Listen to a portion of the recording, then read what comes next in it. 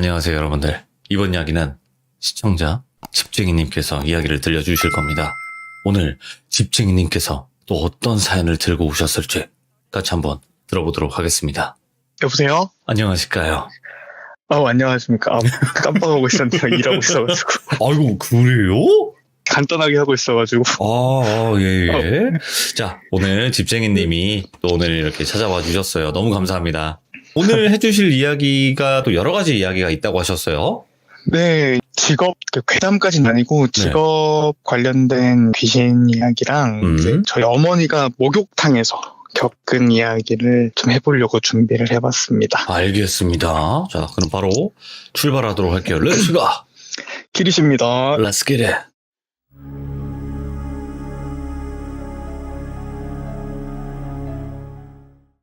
첫 번째 시작할 이야기는 짧은 이야기예요.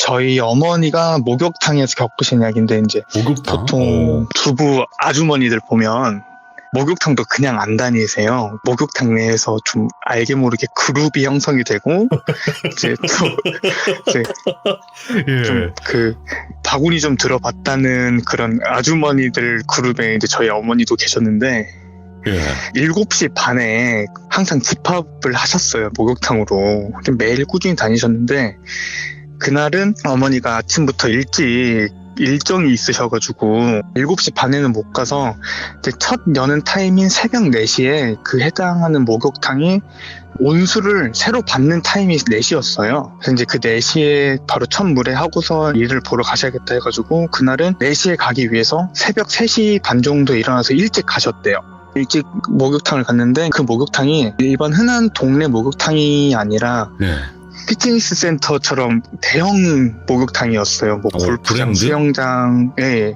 뭐 스포츠 센터까지 다 겸비하고 있는. 이제 그렇게 어머니가 지하 주차장에 주차를 하시고서 목욕탕을 올라가시려고 엘리베이터를 향해서 걷고 계셨는데 웬 아주머니가 정말 짧은 거리인데 화다다닥 엘리베이터를 타고 들어가셨대요.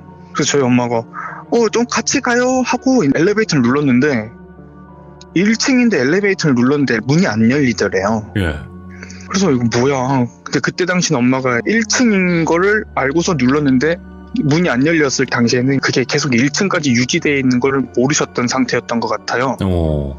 이상함을 못 느끼시고 뭐야 사람이 좀 같이 가면 같이 가지 뭐 저렇게 급하다고 하고서 이제 엄마가 그 바로 옆에 있는 엘리베이터를 눌렀는데 그 엘리베이터도 문이 안 열리더래요. 거기 목욕탕 1층 로비가 앞뒤로 엘리베이터가 2대씩 있었는데 이제 그 2대가 말을 안 들어서 결국 반대쪽 엘리베이터를 타고 8층 목욕탕으로 올라갔어요. 카운터로. 카운터로 올라가셔서 반대쪽 엘리베이터를 타고 올라가셔서 내리셨는데 내리셔서 보니까 1층인 거예요. 그 2개 다. 저희 엄마가 못 탔던 엘리베이터 2대 다 1층이었던 거예요. 그래서 아니 뭐 저렇게 급해서 올라갔다 금방 내려갔을까 아니면 혹시 목욕탕이 있나 이렇게 생각을 하셨대요. 근데 그렇게 생각을 하시고서 아무래도 우리 돌벤저스처럼 목욕탕에 어벤져스급으로 막 그렇게 다니셨던 분들이 있었는데 그중에 거의 대장급이 거기 카운터에 계시던 이모였어요. 저도 잘 알고. 대장 할 만하네. 네, 가끔씩 이제 몰래 그냥 가 결제하시면 그냥 가서 해 이런 식이었는데 이제 그 이모가 카운터에 안 계시더래요. 왜냐면 새벽 4시니까 아직 직원들도 출근하기 전이고 이제 출근하기 전에 본인이 할 거는 한다 해서 목욕탕 내부에도 샴푸나 이런 걸 작게 파는 판매 코너가 있잖아요. 그래서 카운터 일도 하면서 그 일까지 같이 하셨던 것 같아요. 근데 새벽이니까 보통 아줌마들끼리 모이면 별의별 얘기를 다 하잖아요. 뭐 누가 어쨌네, 어느 집 아들이 사고를 쳤네, 어느 대학을 갔네. 이제 그렇게 얘기를 하시면서 저희 어머니가 아니 방금 전에 엘리베이터를 타려고 그러는데 왜 아주머니가 그렇게 세상 급하게 가더라. 그렇게 급하게 할 거면 어제부터 나와서 목욕을 하지 그러네. 어떻게 사람이 뭐 양보심도 없이 그렇게 가셨냐 하면서 이제 좋지 않은 남의 뒷얘기를 하고 계시면서 목욕을 하셨대요. 그렇게 목욕을 하시고 있는데 가만히 생각해 보니까 목욕탕에 엄마 말고는 한 명도 없는 거예요. 그래서 아니 분명히 올라간 건 봤는데 그냥 급해서 내려갔나? 뭘 두고 내려갔나? 아니 근데 이 시간엔 목욕탕 물 받는 시간이라 급하게 올라갈 거 말 것도 없는데 왜 그렇게 급했을까? 참 별 아줌마도 다 있네 라고 생각을 하셨대요. 그러고선 엄마가 목욕을 다 마치시고 샴푸랑 이런 거 파는 코너에 그 네. 해당 카운터 이모가 계셨어서 이제 언니 이렇게 목욕하고 간다고 내일 보자고 내일 언니들이랑 다 같이 모여서 보자고 목욕탕에서 이렇게 말씀을 하시고 나왔는데 아까 봤던 아줌마가 처음에 그 아줌마가 탔던 엘리베이터 앞에 서 있더란 거예요. 카운터를 나와서 보니까. 예? 근데 그 목욕탕이 카운터에서 목욕탕까지 거리가 한 3m에서 4m 정도 돼요. 멀지도 가깝지도 않은 걷기에 딱 그 정도 거리 있었는데 그 아줌마가 여자애기 손을 잡고 여자아이랑 있었는데 두 명 다 아이랑 엄마랑 완전 그냥 옷 입은 상태로 물에 들어갔다 나온 것처럼 온몸이 젖어 있더래요. 옷이랑 다. 예. 그래서 엄마가 어머 웬일이야, 왜 옷도 안 가리고 뭐 저러고 다녀, 그것도 애를 데리고 왜 저러해, 저러면 안 되지라고 생각을 하다가 좀 거리를 두고 계셨다가 문이 열리는데 그 아줌마가 아기를 데리고 황급히 빨리 딱 탔대요. 그래서 왜 저렇게 급하게, 진짜 아까부터 이상하네 하고서 저희 엄마가 아니 왜 저렇게 하는지, 그리고 애는 왜 이 상태로 데리고 다니는지, 아이 가진 엄마들은 좀 다르다 그러잖아요. 뭐 학대당하거나 이런 애들 보면은 가서 왜 그러냐 이렇게 말했던 것처럼 예. 애가 그렇게 젖어 있는데 그냥 그 상태로 가니까 엄마가 이거는 뭔가 문제가 있는 것 같다 그렇게 생각하고 있던 도중에 엘리베이터 문이 닫혔대요. 그래서 엄마가 저거 물어봐야겠다, 일단 시간도 여유가 있고 물어봐야겠다 해놓고서 이미 닫힌 문에 저기요라고 소리치면서 엘리베이터 문을 열었는데 열린 문에 아무도 없었대요. 분명히 아줌마랑 아이가 홀딱 젖은 상태로 엘리베이터를 탔는데 아무도 없더라는 거예요. 그래서 엄마가 방금 여기 탔는데? 여기 탔는데 어디 갔어? 그냥 어디 갔어? 이렇게 생각하셨대요. 처음에 뭐 잘못 본 것도 이게 아니라 분명히 봤는데. 그래서 엄마가 그 열린 문을 한참 동안 잡고 있다가 이제 엘리베이터가 잡고 있으면 저절로 키를 누르고 있어도 닫히잖아요. 예. 그 닫힐 시간대까지 엄마가 그 그냥 텅 빈 공간을 보면서 멍을 때리고 계셨대요. 어떻게 된 거지 하다가. 근데 제가 맨 처음 인터뷰할 때 말씀드렸던 게 저도 물론 저희 엄마도 기운을 느끼면 좀 몸에 이상 반응이 오신다 그랬잖아요. 그렇죠. 근데 문이 딱 닫히고 나더니 갑자기 식은땀이 뻘뻘 나시더래요. 예. 그러면서 심장이 두근두근 뛰고 속이 메스꺼워 시작하니까 엄마가 이거 지금 나 엘리베이터 타면 안 되겠다. 반대쪽이든 지금 서 있는 쪽이든 엘리베이터 타면 안 되겠다. 이건 지금 내려가면 안 돼. 라고 생각이 드셨대요. 예. 그래가지고 그 카운터 쪽을 다시 걸어가려고 하는데 뒤에서 뚝뚝 소리가 나더래요. 물 떨어지는 소리가. 그래서 엄마가 주춤하셨는데 이제 엄마는 여러 가지를 경험을 했기 때문에 이거는 뒤돌아보면 안 된다. 한 번 봤으니까 한 번 보고 못 본 거를 다시 볼 필요 없고 이걸 보면 문제가 될 것 같다. 근데 이게 물소리가 점점 뚝뚝뚝뚝뚝 점점 엄마한테 가까워지는 거래요. 그래서 엄마가 온 소름이 딱 다 몸에 끼치더니 갑자기 편두통이 엄청 심하게 오셨더래요. 그래서 엄마가 너무 아파서 안 돼, 일단 내가 좀 사람 있는 곳으로 가야겠다. 여기 지금 카운터는 나밖에 없으니까, 엄마밖에 없으니까 사람 있는 데로 가야겠다 해가지고 그 아까 샴푸랑 이거 판다는 코너 그 이모 계신 대로 정말 너무 머리가 아파서 힘겹게 걸어가셨대요. 얼마나 아프셨으면은 발걸음 떼는데 사람이 걸을 때 오는 작은 충격마저도 머리가 울릴 정도로 너무 아프셨대요, 갑자기. 우와, 예. 근데 그 물소리가 뚝뚝뚝 나더니 이제 사람이 멀어지면 다시 그 멀어진 사람한테 오기까지 물소리가 작아졌다가 다시 커져야 되는 게 맞는데 엄마가 그 여탕에 들어가기까지 바로 뒤에서 뚝뚝뚝뚝뚝 소리가 계속 반복이 되더래요. 예. 엄마는 절대 뒤를 돌아보지 않고 이제 카운터 길을 지나서 그 판매하는 코너까지 결국 가셨어요. 어떻게 가셔서 일단은 그 상황을 설명을 했대. 이모한테 나 일단 여기 좀 평상에 좀 누워야겠다. 그래서 이모가 아니 분명 나갈 때까지 멀쩡했는데 지금 너 왜 이러냐, 지금 얼굴도 하얗게 뜨고 왜 이렇게 식은땀 흘리면서 이러냐. 그러니까 엄마가 말을 했대요. 아니 목욕탕 올 때부터 봤던 여자가 이상했는데 난 목욕탕 가는 줄도 알았는데 목욕도 나 혼자밖에 없었고 분명 나왔을 때도 나 혼자니까 나와 있는 사람이 나밖에 없어야 되는데 웬 여자가 혼자 엘리베이터를 타고 올라가서 내가 나올 때는 여자아이를 데리고 있었다. 근데 온몸이 물에 젖은 채 그 상태로 있더니 엘리베이터를 타서 내가 그 아이가 좀 이상해 보여서 위험해 보여서 말을 하려고 엘리베이터를 열었는데 아무도 없었다. 근데 내가 이제 좀 안 좋은 기운이나 느끼면 몸에 이상 반응이 오는데 지금 내가 그 반응을 느끼고 있는 상태다. 난 지금 너무 힘들어서 약속이고 뭐고 일단 우리 남탕 보면은 막 발톱 자르고 막 계란 올려놓는 그런 평상 같은 거 있잖아요. 예. 거기에 그냥 들어 누워버리셨대요. 그래가지고 30-40분 정도 쉬었는데 이제 엄마 상태가 조금 괜찮으시니까 그 이모가 와서 하셨던 말이 너 봤어? 그랬대요. 그래서 엄마가 언니 뭐 알아? 그러니까 너도 봤구나 이러더래요. 예. 제가 지역명을 말씀드리자면 전라도인데 네. 전라도의 어느 지역이다 그러면은 그 지역 사람들은 다 알아요. 그 정도예요? 다 알아서 이걸 제가 말씀드릴 수가 없는 아쉬운 이유 중에 하나인데 네. 수영장에서 애가 사고로 안타깝게 목숨을 잃었던 그런 안 좋은 사건이 있었대요. 꼬마 아이가. 네. 그 꼬마 아이가 그렇게 사고를 입고 난 후 이제 그 엄마도 외동딸이고 나이가 들어서 힘겹게 낳은 딸인데 수영장에 보냈더니 수영장에서 안 좋은 일을 당해서 애가 죽어서 너무 힘들었는지 엄마도 안 좋은 선택을 하셨다고 들었어요. 근데 그 안 좋은 선택이 우리가 일반적으로 집이나 건물 안에서 로프나 이런 걸 이용해서 했던 안 좋은 선택이 아니라 그 동네 유독 저수지가 많아요. 예. 네. 근데 이제 저수지에서 그냥 몸을 담그셔서 이렇게 하셨던 것 같아요. 그 이모 말로는. 그냥 이제 딸이랑 똑같이. 예. 이제 뭐 그런 이유였는지 아니면 뭐 다른 이유가 있었는지 모르겠는데 네네.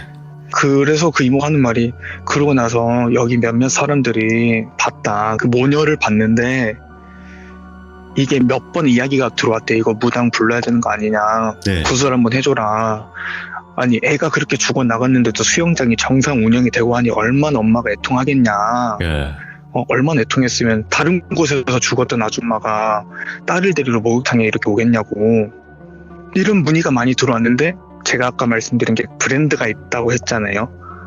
물론 목욕탕 브랜드가 얼마나 뭐 대기업이면 대기업이겠어요. 그냥 동네 기업인데 그래도 인지도가 많고 손님이 엄청 빵빵했다 보니까 그렇게 말이 들어오면은 그런 민원이 밖으로 새어나가지 않게 따로 불러서 회원님 뭐 이런 상황인데 알겠는데 이거는 다른 회원님들 보는 게 아니라 회원님이 본 거니까 그렇지. 회원님한테 보인 거니까 이게 사실화가 될 수가 없다.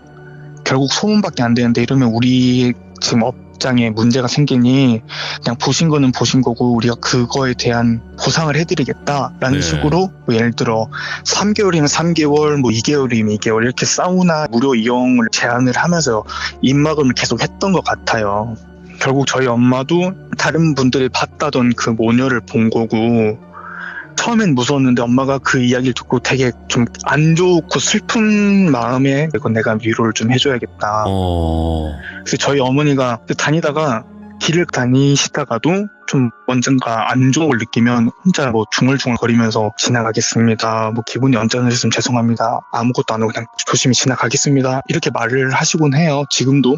근데 그때 당신은 그 이야기를 듣고 해를 끼치는 영은 아닌가 보다 생각을 하셔서 그 엘리베이터를 다시 타셔가지고 그 1층 버튼도 안 누르고 이제 한 몇 분 정도 기도를 하시고 그렇게 달래주셨던 것 같아요. 근데 뭐 웃긴 게 저희 어머니는 지금은 무교이신데 불교셨다가 삼촌 때문에 기독교도 왔다 갔다 이렇게 하셨는데 본인이 할 수 있는 기도는 다 해주셨던 것 같아요. 그것 때문에 거기에 귀신이 뭐 안 나온다 이건 아닌데 적어도 그 이후로 엄마가 다니시면서 일찍 가는 날이 있어도 보이시지도 않고 따로 그런 안 좋은 기운을 느낀 적도 없다고 말씀을 하시더라고요. 엄마가.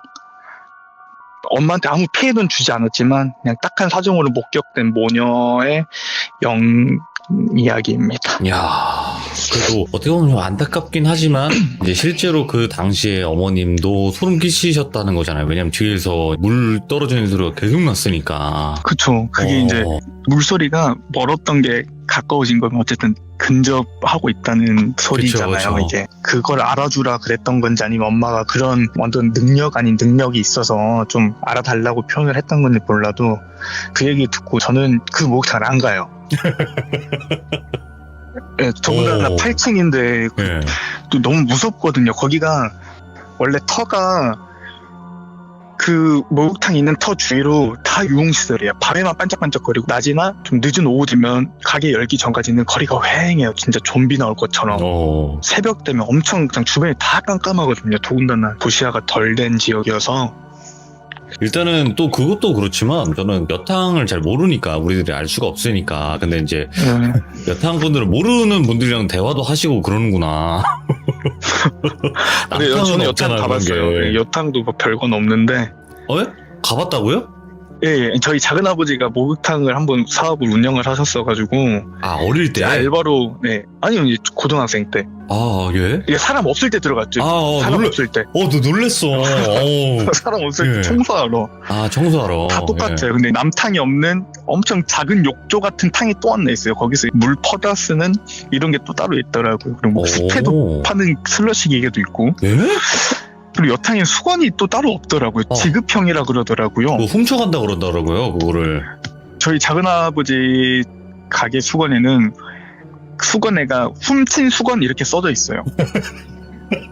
수건이 그렇게 자수로 박아놔서 글자로 훔친 수건 이렇게 써져 있어요. 와, 그것도 좋은 방법이다.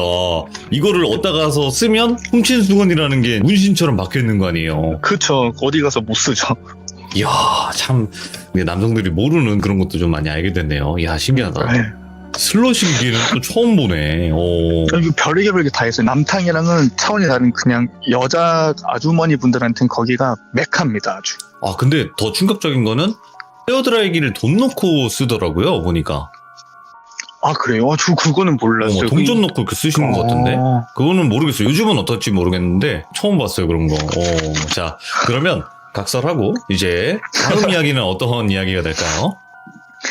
이제 다음 이야기는 건설 현장에 대해서, 현장에서 나타나는 귀신에 대해서 얘기를 해드릴 건데, 제가 직접 겪은 건 아니에요. 안타깝게도 제가 겪은 내용은 지금까지 살아오면서 몇 안 되지만 하지만 주변에서 겪은 이야기가 많아서 네.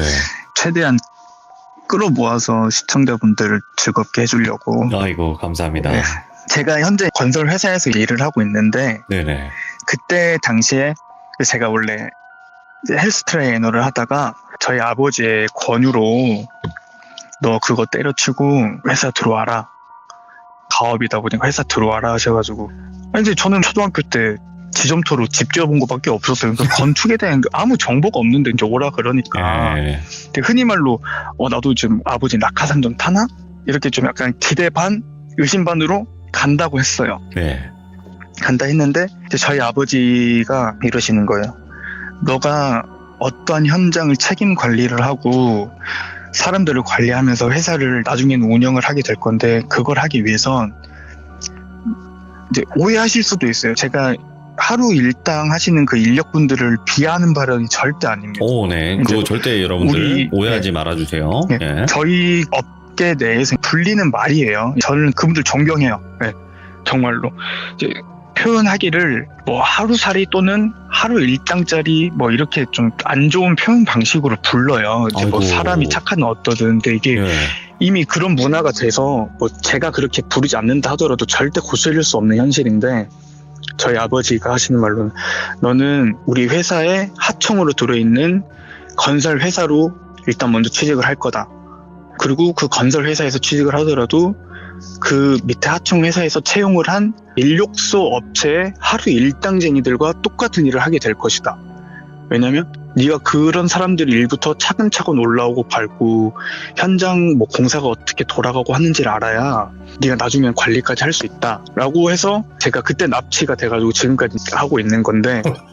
근데 그게 맞는 말이에요. 아버님이 잘하신 거죠. 그쵸. 네. 너무 힘들었어요. 근데 제가 이제 처음 가게 된 게 경기도 용인에 전원주택 단지 공사 현장에 투입이 됐어요. 예. 그때까지는 제가 본인들 회사를 고용한 사업주의 아들인 걸 아예 숨기고 들어갔기 때문에 그렇지. 예. 정말 똑같은 대우를 당하고 욕도 많이 먹고 부모 욕도 들었어요. 어이구, 패드립까지. 예. 네, 근데 이제 건설이라는 게 젊은 인력들이 없어요. 대부분 다 어른들이고 네. 젊은 사람들이 힘든 걸 싫어해서 안 하려고 하는 게 실정이고. 근데 완전 들어갔는데 거기선 막둥이가 50살이 넘은 사람들이 막둥이인데 갓 24살이 들어갔으면은 안 보이죠. 그러니까 별의별 일을 다 시켰는데 그때 당시 현장 소장이라고 현장에 총괄 책임자가 계셨어요. 네. 뭐 공정부터 물건 주문, 발주 이런 것까지 다 담당하신 분이 계셨는데 그분이 워낙 성격이 쿨하고 재밌고 항상 장난기가 넘쳤는데 일만 시작을 하면 사람이 이제 뭐 빙의 된 건 아닌데 빙의 된 것처럼 완전 그냥 360도 다른 사람이 돼버려요. 예? 근무를 시작하면 일적인 대화 이외에 어떤 말을 걸어도 답을 안 해주셔요. 말을 씹어요. 그냥 네. 그런 말을 하면 무시를 해버려 사람을. 항상 뭐든지 너무 FM적이었어요. 일만 하면 이해하기 쉽게. 이제 집에 들어가기 전까지는 완전 오픈마인드에 요즘 현 세대 사람 같다가도 집에만 들어가면 꼰대가 돼버리는 거예요. 그런 식의 소장님이었는데 이제 그 소장님 밑에서 일을 하다 보니까 너무 힘든 거예요. 다른 데 가면은 안 할 것도 여기서 무조건 해야 되고 시키는 것도 너무 많고 출퇴근 시간을 너무 또 딱딱 지키니까 짤이 없는 거예요. 네. 그래서 그렇게 너무 힘든 하루하루를 보내면서 그 소장님 밑에서 제가 하루, 이틀, 한 달, 그리고 석 달, 네 달, 5달째 되는 날에 저도 일용직급은 아니었지만 어느 정도 올라왔었을 당시였어요. 근데 마침 본사팀이랑 하도급 업체팀 해가지고 회식이 잡힌 거예요. 그래서 얼마나 좋아요. 회사 다니고 첫 회식인데 이제 회식 자리에 갔죠. 가서 본사팀, 현장팀 이렇게 먹고 놀고 1차, 2차를 보내고 다 같이 3차를 가자고 하는 자리에서 저희 현장 소장님이 여기서 3차는 현장팀 따로 빠져서 따로 놀겠습니다 라고 하면서 근무할 때 표정과 그런 말투로 갑자기 사람이 차가워지는 거예요. 예? 그래서 제가 이 사람 왜 이래? 그때 말은 안 했지만 나는 뭐 아버지 아들이고 하니까 나는 본사팀에 가지 않을까라고 했는데 현장팀에 끌려가 버렸어요. 제가 현장 스타일 노는 게 약간 좀 지저분하게 노는 경향이 있긴 있는데 다행히 또 그런 식으로 놀지는 않고 저는 이제 3차라고 하면은 좀 더 재밌는 데 갈 줄 알고 주변에 놀거리 먹거리 이렇게 검색을 하고 있었는데 용인 변두리 쪽에 빠진 완전 조용한 술집으로 가는 거예요. 오. 그래서 기분 다 배렸죠. 저는 완전 어린데 그런 술집을 아저씨들이랑 가서 내가 할 얘기도 없고 그냥 술만 따라줘야 되겠다 하고 갔는데 도착을 하니까 6명이서 갔는데 4명이 이제 피곤하고 집 가고 내일 일 가야 되니까 다시 와야 되니까 먼저 들어가겠다 하고서 저랑 소장님을 두고 간 거예요. 그래서 이제 저는 술도 어느 정도 취했고 뭐 이따니 언제 물어보겠냐 이럴 땐 말도 대답도 안 해주는데 그래서 소장님한테 소장님 사람이 왜 그래요? 그랬어요. 그냥 다짜고짜. 예. 이제 저도 좀 미쳤죠. 술 취해 사람이 왜 그래요? 오. 그랬어요. 그러니까 소장님 뭐? 내가 뭘? 그래서 아니 이렇게 대답도 잘해주고 하는데 왜 현장에서만 가면 저는 투명인간인데요. 그래서 소장님 하는 말이 네가 일적인 거 이외에 다른 질문을 하니까 난 널 상대할 필요가 없다라고 하는 거예요. 예. 아니 뭐 일하면 일만 합니까? 그러니까 일할 땐 일만 해야지 뭘 해? 이렇게 말씀을 하시는 거예요. 오, 예. 그래서 제가 아니 사람이 도대체 어쩜 이렇게 생겨먹었지라고 생각을 하면서 약간 제 성향이 그 사람이 왜 그러는지 무조건 파고들고 원인 목적을 알아야 되는 좀 약간 귀찮은 성격이 있어요. 제 성향이. 그러니까 내가 뭐 잘못한 게 있으면 말을 해라 이런 네. 느낌으로. 네, 뭐 예를 들어 너 배고파? 아니 왜 안 고파? 밥 먹을 때도 왜 안 고파? 뭐 먹었어? 이런 식으로 제가 좀 귀찮게 물어보는 성격이 있는데 네네. 아니 이유도 뜻도 모르고 괜히 무시당한다는 생각 드니까 뭐 때문에 도대체 일을 그렇게 하는지 궁금해서 물어봤어요. 아니 도대체 무슨 사연이 있길래 그러냐고. 사연이 있으세요? 아니 뭐 혼났어요? 왜 그러시는 거예요? 이제 좀 약간 까불까불하고 부르니까 너는 이 얘기 들으면 너 현장 야간 근무 못 써? 이러는 거예요. 오? 제가 원래 겁이 엄청 많아요. 예. 겁이 많은데 저희 컨테이너로 만든 숙소 생활을 했었어요. 현장에서는. 근데 어차피 불 다 켜져 있겠다. TV 컴퓨터 있겠다. 주변에 주택가도 있겠다. 뭐가 무섭습니까? 해주세요. 그러니까 너는 몰라서 그래. 후회하지 말아라 하더니 술을 연거푸 4잔을 다 마셔버리는 거예요. 4잔을. 그러더니 잘 들어 이러시는 거예요. 그래서 저는 완전 까불까불하게 경청하겠습니다 이렇게 말을 했죠. 본인이 소장이라는 직급을 달고 일을 할 정도로 오기까지 오랜 시간이 걸렸는데 예. 소장 직급을 단 지가 4년이 됐대요. 4년차가. 근데 그 4년차 전에는 팀장으로 있었는데 어느 한 빌라 상가주택 같은 걸 짓는 현장 팀장으로 갔었대요. 근데 이제 그 팀장이지만 안전관리 책임자로 건설 현장에 대한 안전 장비나 안전에 관한 걸 모든 거를 총괄하고 책임지는 그런 역할을 하는 걸로 배정을 받으셔서 가셨는데, 초짜라기보단 처음 들어간 현장이니까 제대로 해야겠다 싶어가지고 그때도 지금처럼 엄청 깐깐하게 하셨대요. 네. 안전모 쓰고 뭐 안전화 상태 확인하고 뭐 장갑부터 머리끝부터 발끝까지, 그리고 현장 건물에 대한 안전 그런 것도 엄청 꼼꼼하게 세밀하게 하셨대요. 근데 그렇게 하루 이틀 한 달을 해보니까 내가 굳이 이렇게까지 안 해도 문제가 없네. 그리고 오히려 작업자들은 힘들다고 안전모 쓰기 싫어하고, 사실 안전모가 쓰면 시야 확보가 잘 안 돼요, 위쪽으로는. 불편하죠. 예, 그래도 써야죠. 예. 그죠, 원칙적으로는 써야 되는데 어쨌든 그렇게 엄청 깐깐하게 하셨는데, 본인이 그렇게 말한다 해도 한 번에 듣는 작업자분들이 안 계실 수도 있잖아요. 왜 쓰냐, 안 쓰고 싶다, 이렇게 자꾸 분쟁이 일어나고 하니까 점점 피곤하고 지쳤을 때 느끼셨대요. 예. 이 정도까지는 안 해도 되구나, 나 그냥 이렇게까지 안 할란다 하고서 원래 아침마다 점검해야 되는 그런 안전에 관한 점검 사항들을 어떤 날은 하고 어떤 날은 안 하고, 이게 이제 반복이 되다 보니까 완전 그냥 안 하게 된 거예요. 안전모를 쓰던 뭐 안전고리를 장착을 하던 안전화를 신던 말던 어차피 사람 안 다치니까, 왜냐면 자기를 다치면 무섭고 자기는 손해인 걸 아니까 안 다치니까 이렇게 그냥 무관심이 돼버렸대요. 그러던 어느 날 그렇게 자기가 마음을 먹고 얼마 후에 사람이 한 명이 죽었어요. 예.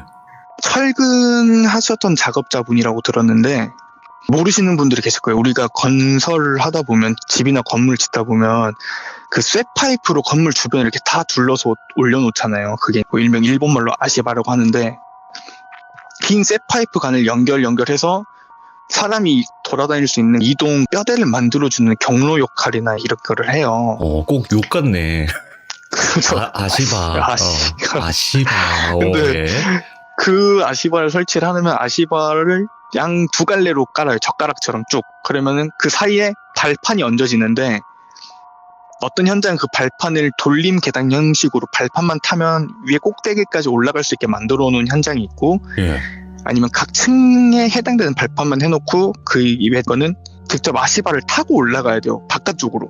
오, 위험하다. 너무 위험하죠. 오. 근데 지금은 그런 걸 안 하는데, 못하죠. 신고 들어가서. 그때만 해도 했어요. 근데 철근 하셨던 분이 이제 상부에 철근을 깔고 해야 되는데, 철근이 물론 길게 들어가는 곳도 있지만 짧게 잘라서 다니는 그런 구간별로 철근이 들어가는 구간이 있어요. 네. 그래서 그 철근을 잘라서 철근 작업자 한 분이 올라가셨는데 6층까지 올라가셨대요. 건물이 총 14층 건물이었는데 6층까지 올라갔는데, 그 철근이나 이렇게 좀 위험하고 높은 쪽에서 일하시는 분들은 X밴드라고 그 조끼처럼 입고 안전고리를 차요. 그 안전고리를 쇠봉, 그러니까 아시바에 이렇게 걸어주는데, 그분이 그거를 안 걸었던 거고 입지도 않았던 거예요. 관리를 안 하니까. 그냥 불편해요. 그게 무겁고. 근데 하필 저희 소장님이 그걸 회의해졌을 때 그런 사고가 일어난 거예요. 그분이 6층에서 추락을 하셔버렸어요. 아이고, 예. 근데 도심 건설 지역이다 보니까 밑에가 흙밭이 아니에요. 아스팔트 시멘트죠. 네. 안전모도 안 쓰셨고, 이게 일반적으로 우리가 생각하는 아파트 6층 높이는 일반 빌라 6층 높이랑 달라요. 높죠. 훨씬 높아요. 예. 적어도 3, 4m는 무조건 차이 나는데 거기서 떨어졌으니 당연히 죽죠. 머리부터 떨어졌으니까. 근데 머리부터 떨어진 거면은 그래도 덜 처참한데, 어깨에 메고 있던 철근이 떨어지면서 같이 쏟아져 버린 거예요. 아이고. 철근이 관통해서 죽는 사고가 굉장히 많아요, 건설 현장에서는. 근데 그분이 그 철근이 머리를 관통해서 갈비뼈 옆쪽까지 뚫고 나와가지고 관통상도 입으셨다고 그러더라고요, 보니까.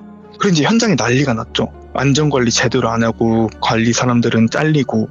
다행히 저희 소장님은 이제 그 현장에 다른 업체에서 파견직으로 갔기 때문에 잘리는 정도까지는 아니었지만 벌금이랑 징계형 처분을 받고 현장이 3개월이 멈췄어요. 네. 그리고 3개월 후에 다시 그 현장을 가서, 이제 당연히 안전관리 지금 배정을 못 받죠. 사고를 쳤으니. 그래서 야간 현장 경비 겸 현장 총 경비 주야로 이렇게 주간 야간으로 하는 업무를 배당을 받으셨는데, 아침에 첫 출근을 해서 인원 체크를 합니다. 인원 체크를 하고 아침 체조를 해요. 준비 운동, 몸 풀려고. 그때 제가 몇 명이라고까지는 기억 못 하는데 예를 들어 15명이 왔어요. 15명이 온 걸 보고 작업 일지에 15명을 쓰고 나서 이제 보통 도망가거나 하는 사람들이 있어서 점심시간 이후에 인원을 또 재요. 근데 14명인 거예요. 점심시간에 재니까. 이상하다. 한 명 도망갔나? 그럴 수도 있지 했는데 다음날 또 하니까 15명이 또 왔는데 점심이 이어지니까 또 14명이더래요. 도대체 이 사람들은 인력을 어떻게 보내주길래 매번 이틀 연속을 사람이 도망가지 하고서 주간 휴무, 야간 작업을 들어가셔요. 네. 그래서 그 다음날은 쉬시고 야간 투입됐을 때는 현장 경비로 투입이 되셨어요. 관리, 경비하시는. 이제 그 컨테이너 숙소에서 식사를 마치시고 순찰 경비를 돌려고 후레쉬랑 이것저것 챙기고 안전모까지 쓰고 밖으로 나가려던 참에 건물에서 쇠파이프끼리 부딪히는 소리가 났더래요. 탕. 그래서 지금 퇴근하고 사람이 없어야 될 시간인데 오늘 야근한다고 소리를 못 들었는데 누가 있는 거지? 누가 와서 지금 장난치나 애들이? 꼬맹이들이 왔나? 그래가지고 얼른 컨테이너 숙소에서 나와서 소리가 나는 쪽으로 후레쉬를 비췄대요. 1층에서부터 쭉 둘레로 이렇게 돌아가면서. 네. 근데 6층에 사람이 서 있더래요. 작업자가. 그래서 소장님이, 그때 당시 팀장이죠.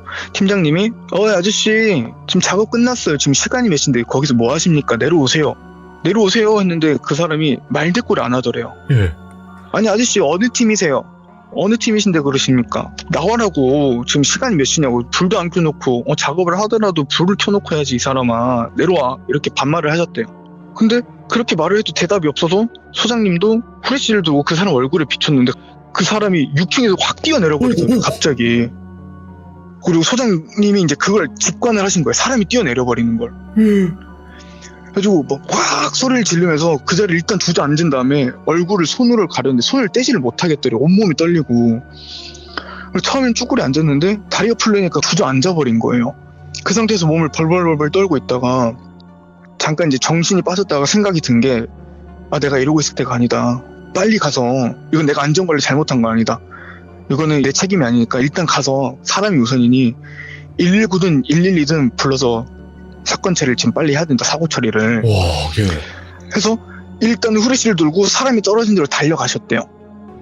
달려가서 딱 후레쉬를 비췄는데 밤에 사람이 없었대요. 분명히 여기로 떨어진 사람이 없더라는 거예요. 예. 왜 이게 어떻게 된 일이지 하면서 내가 위치를 잘못 왔나 하면서 후레쉬를 비치고 있는데 갑자기 또 위에서 탕 소리가 들리더래요. 사람이 또 있나? 누구지 하고 딱 봤는데 분명 방금 본인 혼자서 6층에서 뛰어내렸던 사람이 다시 6층에 서 있더라는 거예요. 반복한다. 와. 그러더니 갑자기 또 한 번 뛰어내려 버리더래요. 그때 소장님이 그걸 보고 거기서 기절을 하셨대요. 왜냐면 처음도 충격인데 두 번째는 바로 밑에서 사람 뛰어내는 거 보니까 그냥 정신을 놔버렸대요. 놓은 것 같대요. 그래서 이제 오랜 시간은 아니지만 몇십 분 기절을 하고 눈을 떴는데 깜깜한 새벽이다 보니까 이게 빨리 도망가야겠는데 무서우니까 발이 쉽게 안 떼지더래요. 근데 무서운 마음에 가기는 해야겠고 용기는 안 나고 하니까 그냥 욕을 엄청 크게 하면서 그냥 컨테이너 숙소까지 엄청 뛰어가서 예. 창문 블라인드 다 내리고 이어폰을 껴서 밖에 소음이 아예 들리지 않을 정도로 볼륨을 켜놓고 이불을 뒤집어 쓰고 다음날 아침 현장 교대 쪽 오대까지 기다렸대요. 그래서 교대 쪽가 오고 인원 체크를 하는데 인원 체크 현황을 보고 가는데 또 15명이더래요. 그래서 분명 오늘도 한 명 없어질 거다. 이제 그거는 귀신인지 모르고 네. 한 명 누군지 알아서 업체에다가 민원 넣으라고 하고 당부를 하고서 저녁에 있었던 이상한 일을 생각하고 집에 들어가셔서 술을 그렇게 드셨대요. 너무 충격적이어서. 그렇게 술을 드시고 주무시고 난 다음에 7시 반에 다시 출근을 하게 됩니다. 소장님이. 분명 어제 내가 헛것을 본 것일 거야. 그래 내가 요즘에 좀 뒤숭숭하고 오랜만에 일을 해서 또 바깥 야외에 나와 있으니까 기가 약해졌나 보다 하고서 오늘 괜찮겠지 생각을 하고 마침 딱 순찰 준비를 하고 있는데 또 탕 소리가 이게 처음에는 탕 나더니 이게 그거 아시죠? 철봉같이 일렬로 배열되어 있는 봉으로 이렇게 달려가면서 치면 타다다다다당 이렇게 소리 나는 거. 예. 그 소리가 처음에는 탕탕탕탕탕탕탕탕탕탕탕 이러면서 돌아다니는 소리가 난다는 거예요. 그 아시바 구간을 6층 구간을. 그 소장님이 이건 분명히 뭔가 지금 누군가가 나한테 장난을 치거나 아니면 뭔가 있는 것 같은데 너무 열이 받더래요. 나 지금 귀한 직장 다시 재직돼서 어렵게 왔는데 이것 때문에 일을 그만할 수가 없다. 사람이든 뭐든 가서 만나봐야겠다 하고서 마음을 먹었는데 또 보기가 두렵더래요. 어제 그 상황을 봐서. 소장님이 일단 창문으로 얼굴을 빼꼼 내밀어서 그 구간으로 후레쉬를 비췄는데 아니나 다를까 사람이 똑같이 서 있었대요. 그래서 소장님이 욕을 하면서 야 무슨 놈놈아 너 거기 왜 있어 하면서 화난 척을 하면서 화를 내려고 노력을 하시면서 뛰쳐나가셨대요. 네.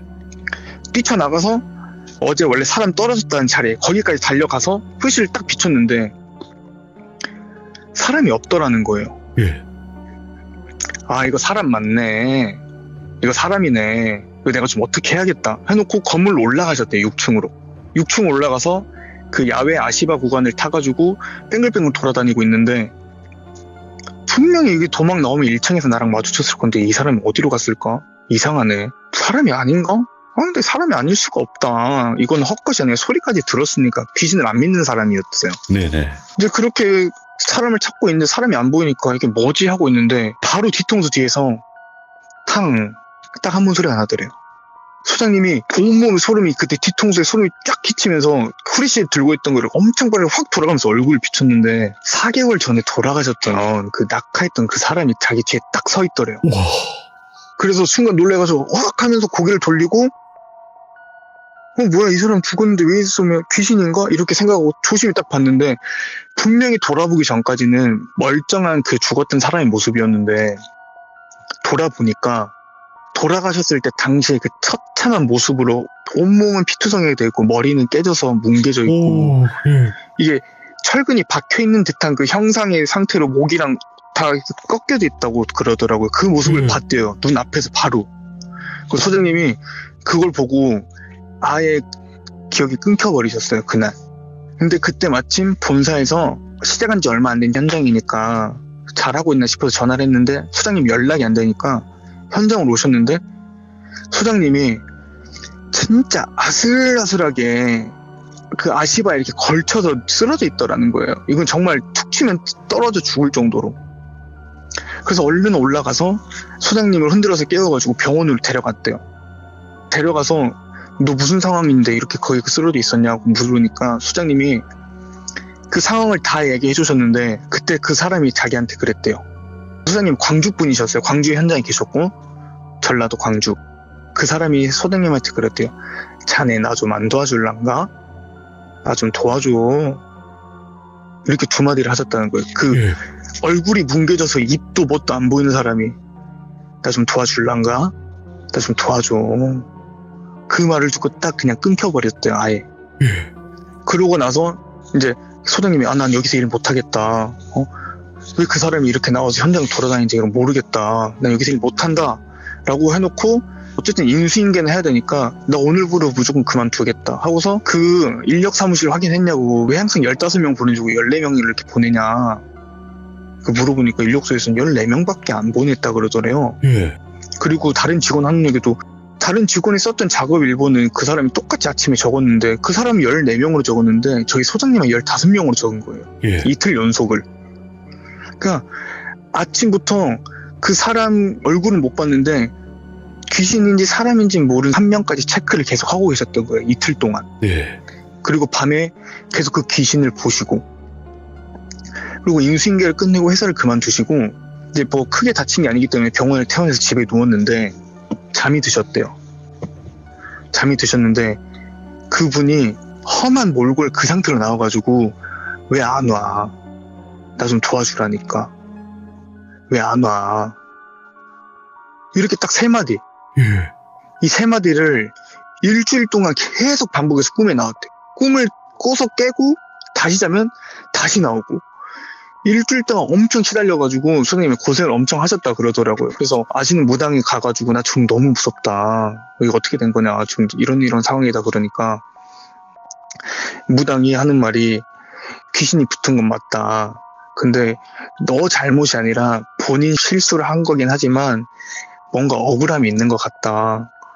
너 하는 일이 뭐냐? 거기서 하는 일이 뭐였어? 그러니까 안전관리요. 그러니까 야 너가 이렇게 했었으면 그 사람 안 죽었겠네. 지금 이 귀신이 남 탓하고 있는 거라고. 너 힘들게 할 거라고. 예. 그래서 이거 어떻게 해야 되냐 그러니까 정말 뭐 영화 같은 스토리긴 하지만 그 무당이 하는 말이 그 철근 작업자가 필요했던 안전장비랑 술이랑 음식 몇 가지 해가지고 귀신이 나온 그 6층 아시바 자리에 그 발판에 태워주라. 오. 태워주고 절하고 말아라. 그러면 알아서 갈 거다고.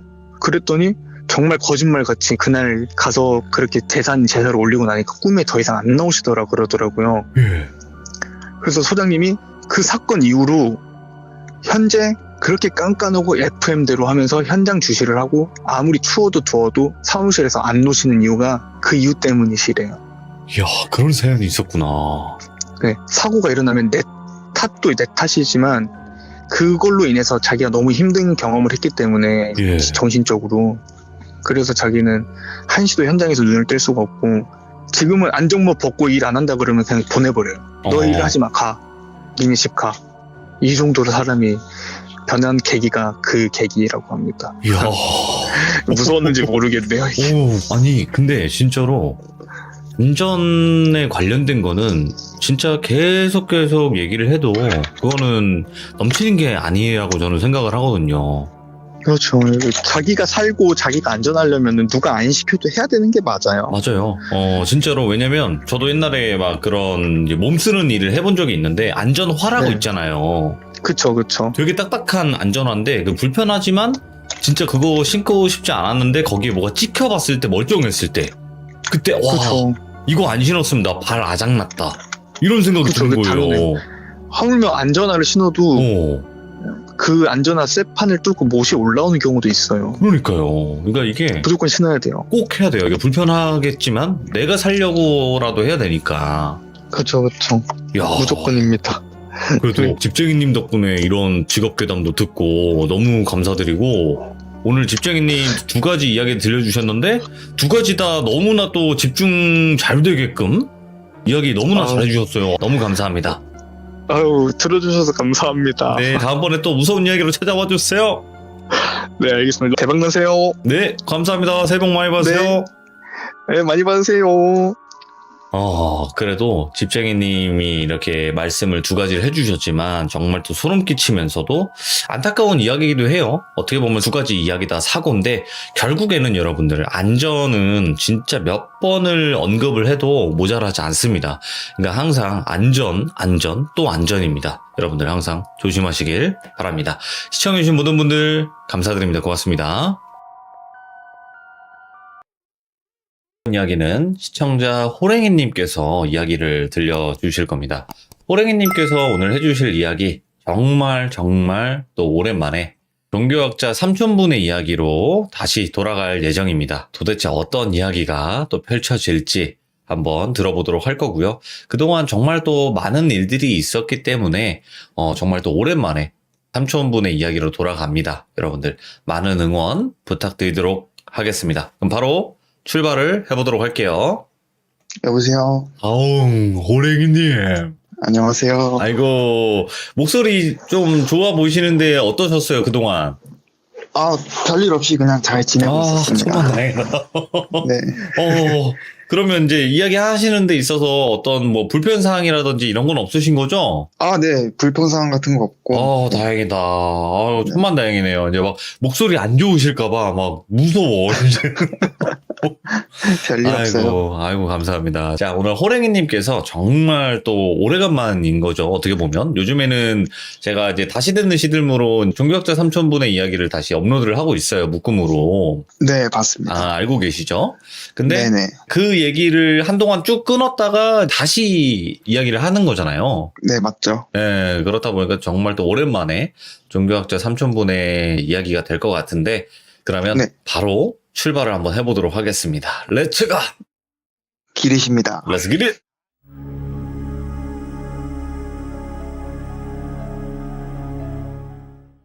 오늘 해드릴 이야기는 노모와 아들에 대한 이야기인데, 노모와 아들?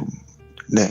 제목은 돌비님이 나중에 잘 정해주셔야 될 것 같아요. 제목을 따로 뭐라고 이렇게 정하기가 힘들어갖고. 그러면요, 아무튼 바로 오랑님. 네네. 나라도 설명을 해주시면 좋을 것 같아요. 이게 한국에서 이거는 일어나는 건지. 한국에서 일어난 일이고 삼촌이 당시에 해외에 계셨을 때인데 뭐 언제나 그렇듯 뭐 연락을 받고 일이 시작이 되는 거죠. 네. 한국에 계신 신부님이 연락을 주셨었는데 구마의식을 진행하고자 하는 중이었대요. 근데 전혀 진전도 없었고 이게 아무리 한 2주 가까이를 했는데도 아무런 진전이 없다 보니까 본인들이 해야 할 일이 아닌 것 같기도 하고 없는 것 같기도 해서 삼촌이 오셔갖고 상황을 좀 보고 다른 종교에 도움을 주는 것이 좀 나을 것 같다 판단을 해서 연락을 했다고 말을 하셨대요.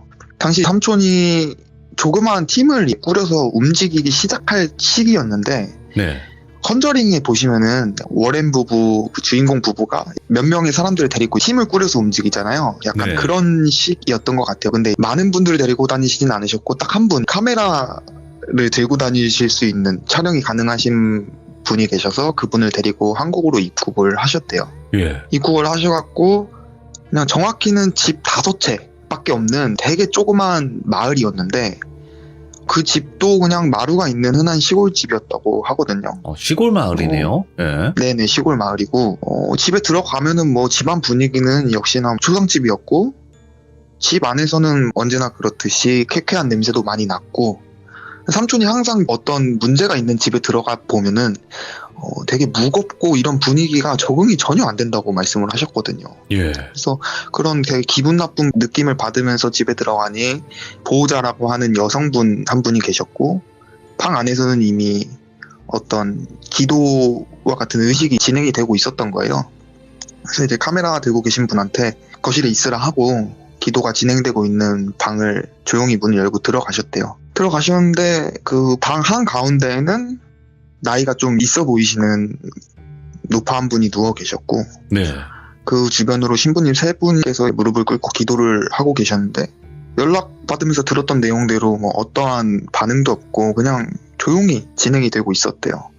근데 노파분이 상태가 되게 안 좋아 보였대요. 겉으로 봐도.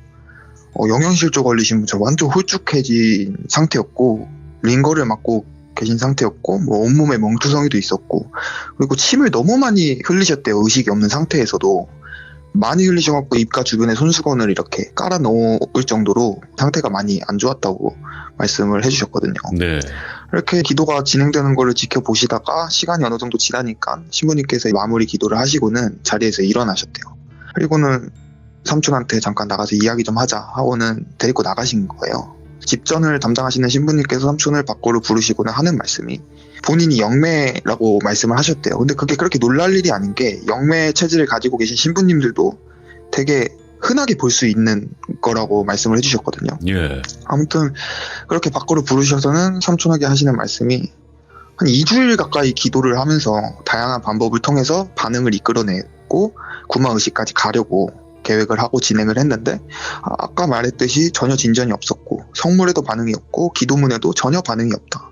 그리고 가장 큰 거는 본인 눈에 보이는 것도 우리가 흔히 보는 그런 악마의 형상이나 그렇다고 뭐 우리가 흔히 볼 수 있는 어떤 원한이 있는 영가의 형상도 아니고 본인이 봤을 때는 아마 무속적인 것과 관련이 있지 않을까 싶다. 오. 그래갖고 우리가 여기서 더 이상은 뭔가 할 수 있는 게 없을 것 같아서 불러게 되었다. 이렇게 하고는 보호자도 그렇고 집안 자체가 너무 독실한 천주교 집안이어갖고 본인이 무속적인 것을 이야기했을 때 거부 반응이 좀 있었는데 보호자가 본인이 잘 이야기를 해놨으니까 조금만 잘 타일러서 설득을 해보라고 하더래요. 그리고 이 일은 그냥 여기서 묻자고 이렇게 말씀을 하셨대요. 신부님께서. 네.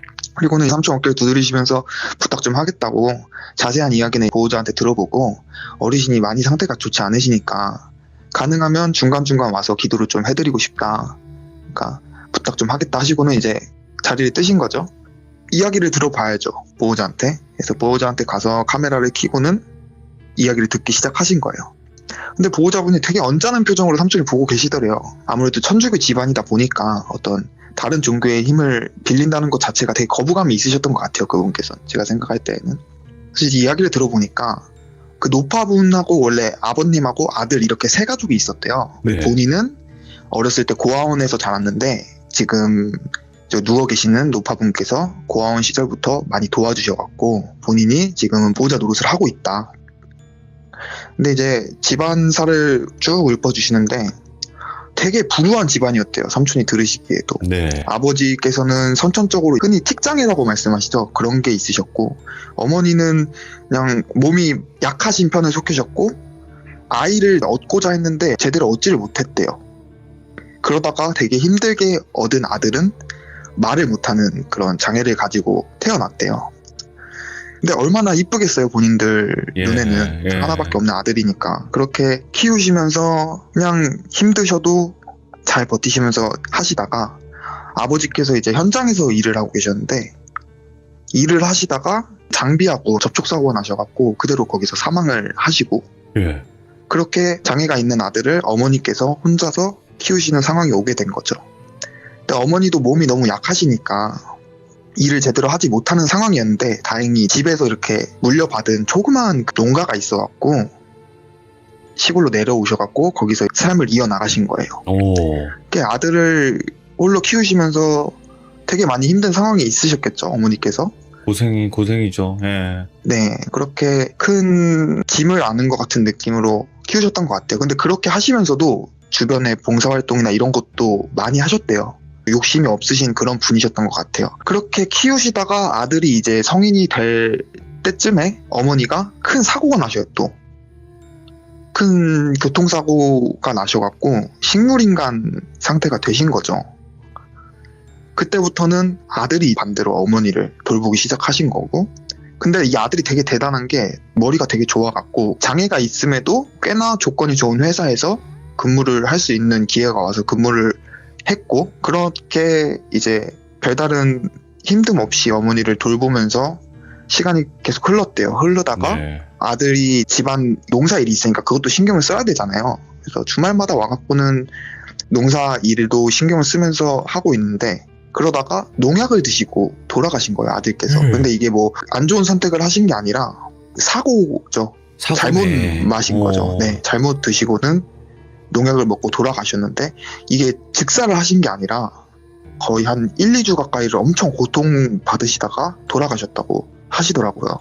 근데 신기한 게 아드님이 돌아가시고 나서 어머님이 얼마 지나지 않아서 의식이 돌아오셨대요. 네. 의식이 돌아오셨는데 그간 있었던 일들, 아들이 본인을 돌봐주고 했던 일들을 기억을 다 하셨대요. 기억을 다 하셨는데 아들이 돌아가셨다는 소식을 듣고서는 이제 난리가 나신 거죠. 그리고 나서는 식물인간 상태에서 의식이 돌아오시고 나서 일상생활이 그 전보다 더 불가능해진 거예요. 그냥 어느 날부터 이제 창밖을 보면서 아들 이름만 막 울면서 부르기 시작하던 때가 있었대요. 네. 그때부터 이 보호자분이 어머님을 맡아갖고 옆에 계시면서 친딸처럼 계셨는데, 어느 날부터 그런 증상을 보이시고는 조현병 증상을 보이시다가 어느 순간부터는 또 PTSD라 하죠. 그런 증상을 막 나타내시더래요. 그러다가 치매가 오게 되는데, 치매가 오는 보편적인 나이보다 이른 시점에서 치매가 오시게 된 거예요. 그렇게 치매가 오시고 나서는 치매 증상이 7이라면 정상적인 의식이 있을 때가 3일 정도로 치매 증상이 있었는데, 간간히 의식이 돌아오긴 했었대요, 그때는. 근데 외출을 거의 안 하시던 분이 어느 날 혼자 외출을 하더래요. 그래서 어디 가시냐라고 했더니 아들 좀 보고 오고 싶다고 말씀을 하시고는 나갔다 오셨대요. 같이 가자고 하니까 죽어도 싫다고 말씀을 하셨대요. 그래갖고 이제 보내신 거죠, 그냥. 원래는 그렇게 하면 안 됐는데 그렇게 되신 거예요, 상황이. 그렇게 되고 어르신이 들어오셨대요, 아무 일 없이. 아무 일 없이 그렇게 들어오셔서 밤낮을 정도는 방에서 안 나오시면서 그렇게 시간이 흘렀는데, 그러고 나서 일주일도 채 지나지 않아서 어머님 치매 증상이 사라지신 거예요, 갑자기. 그러고는 되게 활동적으로 변하시고 일상생활로 돌아가기 시작했대요, 그때부터. 예. 그래서 보호자분께서 뭔가 좀 이상하다라고 느끼기는 했는데, 어쨌든 병원에서도 치매 증상이 사라졌다고 이야기를 하고, 어머님 자체도 뭔가 문제없이 일상생활을 하는 상황이 오다 보니까 좋은 거죠. 어쨌든 좋은 상황에서 그냥저냥 시간을 보내고 있던 도중에 이제 문제가 터지기 시작한 거예요. 네. 시골집이잖아요. 시골집은 이 마루가 있잖아요. 그 마루를 끼고 방이 이렇게 두 개가 나눠져 있었던 그런 구조였는데, 보호자분께서 잠을 자고 있었는데 한 새벽에 깼나 봐요. 깨갖고는 어머님이 잘 계시나 확인을 하려고 마루를 이제 나서는데, 마루 옆이 바로 마당이 있었어요. 마당이 있었는데 마당에서 어머님께서 되게 어여쁜 한복을 차려 입으시고는 뭔가 불안하다는 듯이 왔다리 갔다리 하고 계시더래요. 그래갖고 보호자분께서 어머님 뭐 하세요? 어머님 이렇게 부르신 거죠. 근데 어머니가 그 상태로 보호자분을 딱 보시더니 막 달려오시더래요. 갑자기 그 마당에서부터 본인한테. 그래서 보호자분이 놀라셔갖고는 방문을 닫고 다시 자기 방으로 들어가신 거예요. 근데 보호자분이 방문을 열고 들어오시더니 보호자분을 붙잡고는 막 이렇게 하시더래요. 말을 못 하시더래요. 그런데 이제 보호자분은 너무 깜짝 놀라셨고 너무 무섭기도 한 상황이니까 그 상태로 그냥 어머님을 밀치고는 도망을 간 거예요. 그렇게 하고 본인이 다니는 성당에서 네. 신부님들을 모시고 온 거예요. 혼자 오기 너무 무서우니까. 신부님 한 분을 모시고 왔는데 집에 돌아오니까 아무 일도 없었다는 듯이 어머님은 주무시고 계시고, 그렇게 신부님들이 돌아가시고 이제 보호자분도 어머님께서 다시 치매 증상이 나타나시는 건가 보다 하고 그렇게 그냥 가볍게 생각하고 넘기셨던 거예요. 근데 그때부터 아들이 본인 꿈에 나오기 시작하더래요. 그 어머님의 아들께서 본인 꿈에 나오시는데 똑같은 꿈을 한 일주일에 3-4번을 계속 꾸시더래요. 보호자분이. 어떤 네. 꿈이냐 하면은 아들이 꿈에 나와갖고는 집안 구석에서 벽을 보고 가만히 서 있더래요. 그래갖고 그 아드님의 이름을 부르면은 갑자기 막 울면서 어머니를 자기가 데려가야 한다고 벽을 보고는 막 소리를 지르면서 막 엄청 오열을 하더래요. 예. 꿈에서. 엄마는 내가 데려가야 된다고. 근데 이제 보호자분께서는 그때 이거 뭔가가 있구나. 왜냐면은 보호자분의 생각으로는 아드님이 말을 못 하시는 분인데 꿈에서 그렇게 말을 한다는 거는 아드님이 아니라 뭔가 악귀가 아드님의 형태로 해갖고 나타난 게 아닐까? 이런 생각을 하셨던 거예요. 그렇게 하시고는 이제 뭔가 이상하니까 신부님들을 불러서 뭐 기도도 해보셨겠죠? 근데 상황은 나아지지 않고 그때부터 어머님이 더 상태가 안 좋아지시는 거예요. 예. 의식이 없어지는 날이 많아지고 드시지도 않으시고 체중이 급격하게 막 감소를 하기 시작한 거예요. 그때부터. 그래서 병원에 처음엔 데려갔죠. 이렇게 저렇게 병원을 데려가갖고 뭐 치료도 해보려고 했는데 병명은 당연히 못 찾고, 병원에서 할 수 있는 거는 영양제 투입하는 거, 링거 주사 맞추는 거, 그런 거 말고는 없는 거예요. 근데 이게 계속 장기적으로 길어지다 보니까 병원비가 이제 부담이 되잖아요. 아무리 우리나라가 보험 쪽이 잘 돼 있다고 한들 그렇죠. 과거에는 그것도 그렇지 않았을 거고 병원비도 길어지다 보면 부담이 되니까 이제 퇴원을 시키고 나서 집에서 돌보시기 시작한 거죠. 링거 맞추시고 집에서. 그렇게 이상 증세가 심해지고 신부님들도 계속 오셔갖고 기도도 하시고 뭐도 하시는데 상황은 전혀 좋아지지 않고 아주 가끔 정말 흔하지 않게 의식을 차리는 시기가 왔는데, 그럴 때마다 어머님이 이 보호자분을 붙잡고 신부님을 붙잡고 아들이랑 같이 보내달라고 자기를, 예. 아들이랑 같이 가고 싶다고 막 난리를 치시고, 또 어느 날은 자고 있으면은 거실에 나가보면은 어머님이 배를 만지시면서 자기 아들이 여기 있다고 막 우리 아들 하고 있는 증상을 보이고, 어느 날은 또 말을 못하는 상태처럼 보이시면서 계속 보호자분한테 와갖고 막 뭐라고 말을 하려고 하는 그런 빙의 증상을 보이시고, 그러니까 이거는 구마의식을 해야겠다 이렇게 생각을 하신 거예요. 예. 그래서 신부님한테 가서 부탁을 간곡히 했대요. 어머님이 되게 상태 안 좋은 거 아시지 않느냐. 근데 나는 이게 전혀 흔하지 않은 상황이라 생각한다. 뭐 이런 식으로 말씀을 하시면서 좀 도와달라고. 그렇게 하고 나서는 그게 현재까지 온 거예요. 상을 보시고는 어쨌든 신부님들이 뭔가를 하셨는데 안 됐으니까 삼촌께서는 당연히 신부님이 무속적인 것과 관련이 있는 것 같다고 말씀을 하셨기도 했고, 삼촌은 당연히 무속적인 방법을 통해서 도움을 드리고자 한다. 보호자님이 되게 거북 증세를 보였대요. 네. 근데 삼촌이 그랬대요. 이렇게 두시면은 어머님 돌아가실 수도 있는 거 아시지 않느냐. 상태 보라고 지금. 저 상태로 지금 버티고 있는 것도 본인이 봤을 때는 정말 신기한 상황이라고 생각을 한다. 그러니까 거부감이 드셔도 그냥 내가 말하는 방법을 통해서 한번 해결을 해보자. 가만히 있는 것보다는 100번 낫다고 생각을 한다. 삼촌이 이렇게 말씀을 하셨대요. 말씀하시니까 알겠다고 하셔갖고 상을 보시고 바로 일본에서 법사님을 호출을 하신 거죠. 삼촌이. 그래서 법사님이 오셨어요. 오셔갖고는 이제 집에 가고 있는데, 고교법사님? 네, 도교 법사님. 네. 삼촌이 가장 믿을 만한 무속인이라고 하면은 도교 법사님밖에 사실 없거든요. 삼촌께서. 네네. 근데 그 법사님이 한국에 들어오셔갖고 이동을 하는 도중에 계속 말씀하시는 게 이상하다 하시더래요. 그러니까 법사님이 삼촌을 통해서 대충 이야기를 들었는데 법사님은 자꾸 그게 아닌 것 같다고, 이상하다고 그렇게 말씀을 하시고는 법사님이 오셔갖고 방에 딱 들어가자마자 시선이 방 구석으로 꽂히더래요. 구석으로 꽂히고는 하신다는 말씀이 그래도 조상이라고 왔구나. 근데 저렇게 구석에 박혀갖고 걱정 어린 표정만 하고 있다고 되게 혀를 막 차시면서 말씀을 하시더래요. 그러면서 되게 막 독서를 하시더래요. 아무짝에도 쓸모가 없다고. 어떻게 저렇게 쓸모가 없는 게 조상일 수가 있냐고 막 이렇게 진짜 독서를 막 하시더래요. 좀 패드립이긴 한데, 예. 네네네, 그쵸. 그래서 삼촌이 왜 그러시냐고, 그런 말 함부로 하시면 안 되는 거 아니냐고 그랬더니 법사님이 보호자를 갑자기 딱 쳐다보시더래요. 근데 보호자님이 그 법사님 눈길을 받자마자 빙의 증상을 보이시는 거예요. 빙의 증상을 보이시다가 막 달려오더니 무릎을 꿇고는 말을 못하는 것처럼 하면서 막 울부짖으시더래요. 법사님 앞에 무릎을 꿇으시고는 막 비시더래요. 삼촌은 이게 뭔 상황인가 싶으셨던 거죠. 근데 법사님께서 딱 이렇게 쪼그려 앉으시고는 그 보호자님 머리를 이렇게 쓰다듬으시면서 그래 내가 해결해주겠다고, 너네 엄마 내가 살려주겠다고 이렇게 말을 하시더래요. 예. 그러니까 삼촌은 이렇게 생각을 하셨대요. 어머님 곁에 아들이 어머님을 데려가려고 왔던 건가?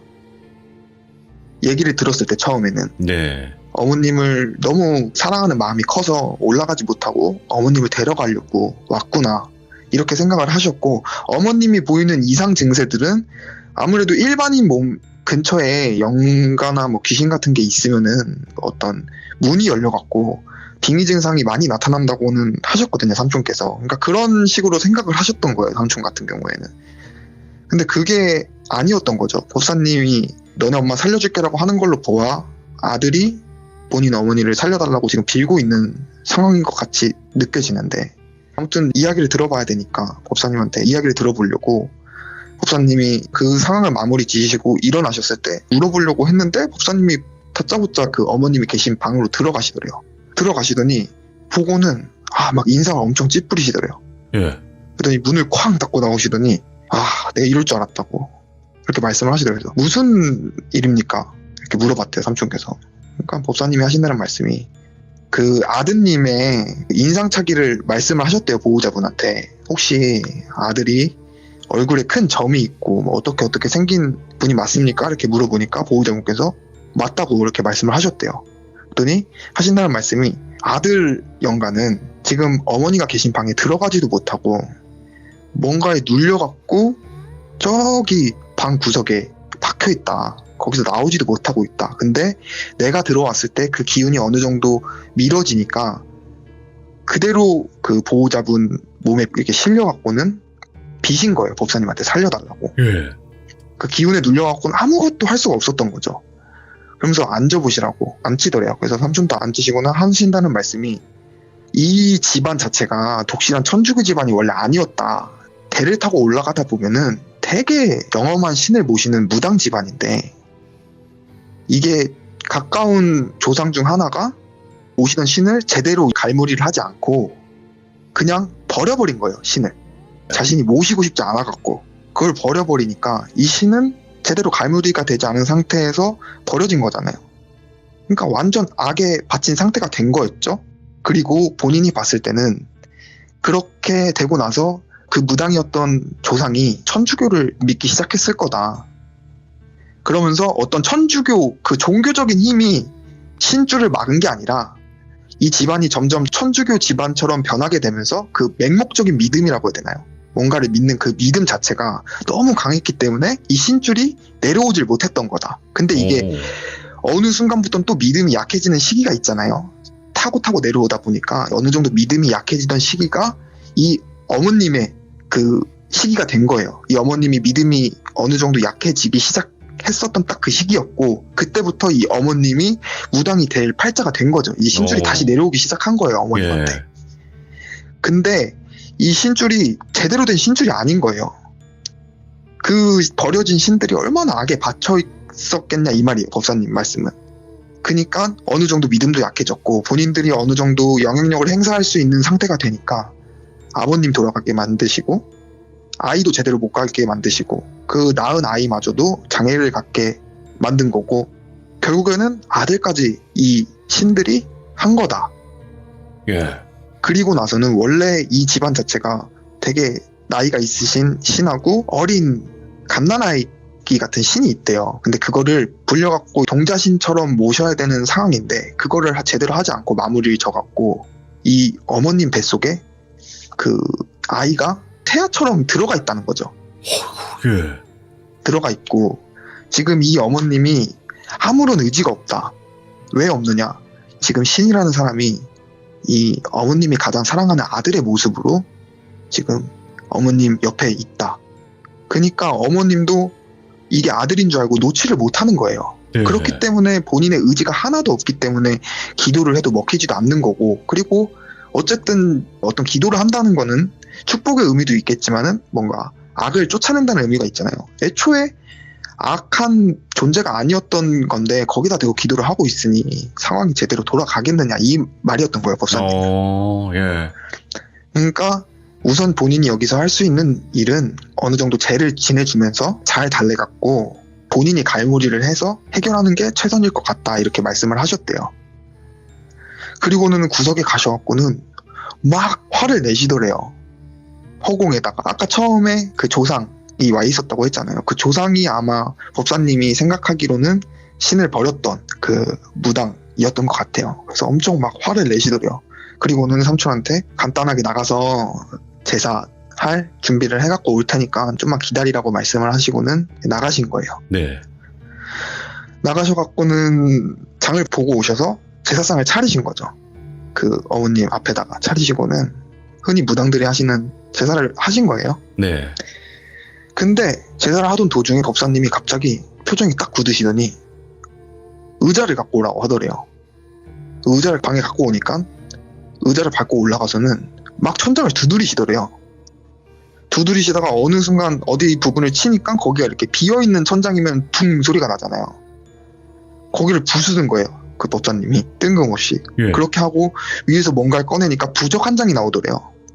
아, 이거다 이렇게 말씀을 하시더래요. 예. 양밥도 아니고 어떤 좋은 의미로 쓴 부적이래요. 그게 이제 어머님께서 너무 아들을 보고 싶어 하셔갖고 어떤 무당한테 가셔갖고 도움을 청하셨던 거예요. 근데 그 무당분께서 잘못된 걸 해주신 것도 아니고 좋은 의미의 어떤 부적을 써주셨는데 그게 지금 노파분에게 벌어졌던 이 모든 상황과 맞물려갖고 어떤 촉매제가 된 거죠. 이제 이 부적 한 장이 예.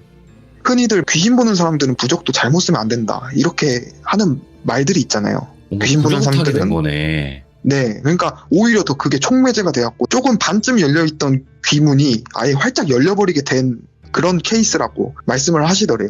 그러면서 한숨을 푹 쉬더니 이거였다고, 이게 촉매제였구나 이렇게 말씀을 하셨대요. 그러면서 이 부적을 쓰고 직후에는 분명히 이 어르신께서 어느 정도 의식이 있으셨을 거라고, 그리고 의식이 돌아오실 때마다 아들이 그 신의 기운이 강하지 않았을 때에는 아들이 어머님 몸에 들어가갖고 분명히 보호자한테 도움을 청했을 거라고. 그러니까 어머님이 중간중간마다 말을 못하는 그런 흉내를 내시면서 계속 보호자한테 왔던 거예요. 빙의가 된 상태로. 네. 근데 보호자는 그거를 너무 무섭게만 받아들여갖고 해결을 빨리 할 수 있었음에도 할 수 없었던 상황이었던 거죠. 어쨌든 그렇게 한 3, 4일간을 제사를 지냈는데도 전혀 나올 생각도 없고 어머님 상태는 더 안 좋아지시고 그런 상황이 계속 반복이 되더래요. 그러니까 이제 법사님도 결단을 내릴 시기가 온 거죠. 그러면서 5일째 되던 날에 제사상을 딱 차리고 거기 앞에 앉으셔서 이렇게 말씀을 하시더래요. 어르신, 이게 제가 할 수 있는 마지막 예의라고. 어르신도 잘 알지 않느냐. 어쨌든 우리는 산 사람이 우선이다. 그게 신이 됐든 뭐 악귀가 됐든 우린 산 사람이 우선이다. 이게 제가 마지막 해드릴 수 있는 예의고 어르신께서 본인 발로 올라가실 수 있는 마지막 기회라고 이렇게 말씀을 하셨대요, 법사님께서. 예. 근데 당연히 뭐 어떤 일도 일어나지 않았고 그렇게 하시고는 삼촌하고 나오셔서 담배 한 대 태우시면서 얘기를 하신 거죠. 어떻게 하실 건가요? 이렇게 막 물어보니까 법사님께서 뭐 어떻게 다 태워버리고 그냥 끝을 내야 된다고 이렇게 말씀하셨대요. 더 이상 뭐 예를 차릴 게 없다. 이렇게 두면은 진짜 1주, 2주 지나면은 돌아가신다고. 아이고. 너무 상태가 안 좋다고 이렇게 말씀을 하셨대요. 내가 딱 3일만 일본에 가갖고 기도를 좀 하고 오고 싶다. 왜냐면은 어쨌든 이게 일반 악기도 아니고 나름 신이었던 존재를 내가 지금 강제로 빼내야 되는 상황인데 이게 내가 모시는 신의 도움이 없으면은 나 혼자는 할 수가 없다. 허락도 구해야 하고 하니까 일본에 가서 기도를 하고 오겠다. 근데 지금 저분이 너무 상태가 안 좋으니까 신부님들을 불러가지고 기도를 좀 해주라고 기다리고 있으라고 이렇게 말씀을 하셨대요. 그리고 일본에 잠깐 돌아가셨고 신부님들이 오셔갖고 기도를 하기 시작한 거죠. 근데 그때부터 이 신이라는 존재가 어느 정도 자기한테 위협이 될 만한 게 올 거라고 예상을 했는지 그때부터 발악을 하기 시작한 거예요. 신부님들이 기도를 하다가 한두 분씩 혼절을 하더래요. 그냥 네. 툭 하고 쓰러졌다가 다시 일어나서는 기도를 하고 이런 상황이 3일 가까이 계속 지속이 되더래요. 그렇게 하시고는 그날 저녁에 일본에서 법사님이 다시 들어오신 거예요. 제자분 3분을 데리고 들어오셨대요. 들어오셔갖고는 뭐 이것저것 한국에서 구할 수 있는 건 한국에서 구하셔갖고 오신 거예요. 집으로 오셔갖고는 이제 준비가 끝났다. 내가 모시는 신께서도 허락을 해주셨고 허락을 해주셨다는 의미는 나를 도와주시겠다는 의미니까 예. 한번 해보자. 한번 살려보자 이렇게 말씀을 하시더래요. 그래갖고는 그날 굿 준비를 한 거죠. 다음날 새벽에 굿을 하기로 했대요. 굿을 준비를 하는데 이제 그때부터 막 이것저것 나오는 거예요. 복숭아나무로 만든 거울도 나오고 부적도 몇 장 가지고 오셨고 그 다음에 법사님이 오시는 신이 쓰는 검은 천 같은 게 있대요. 그것도 챙겨 오셨고 이렇게 챙겨 오셔갖고는 처음에 굿을 시작을 할 때는 제자분을 밖에다 두시고 본인하고 삼촌만 들어가셔갖고 준비를 하신 거예요. 테마 의식을. 예. 딱 앉으셔갖고는 머리 위에다가 거울을 딱 덮어 놓으셨대요. 머리 윗부분에다 덮어 놓으시고는 부적 2장을 쓰셔갖고 그거를 머리 위에다 딱 놓으셨대요. 그게 이제 신을 빼낼 때 쓴 그런 도구였던 것 같아요. 그리고는 어르신들이 입는 이쁜 한복과 어린아이가 입는 이쁜 한복을 준비를 하셔갖고는 테마 의식을 하신 거예요. 네. 처음에는 별 다를 게 없는 테마 의식이었대요. 법문 외우시면서 계속 반복하는 그 작업들. 맨날 삼촌이 봤던 거니까 별로 특별할 거 없네 하면서 보고 계셨대요.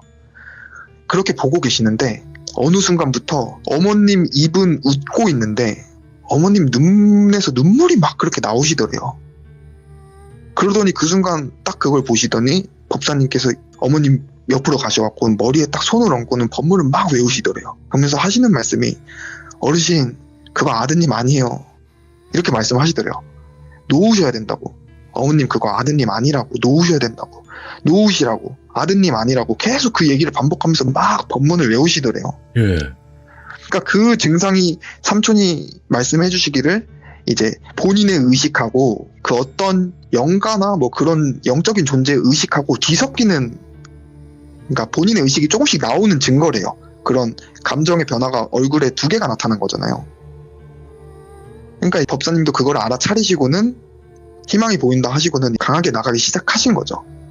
근데 계속 그 상황만 반복되고 거기서 또 더 이상 진전이 없더래요.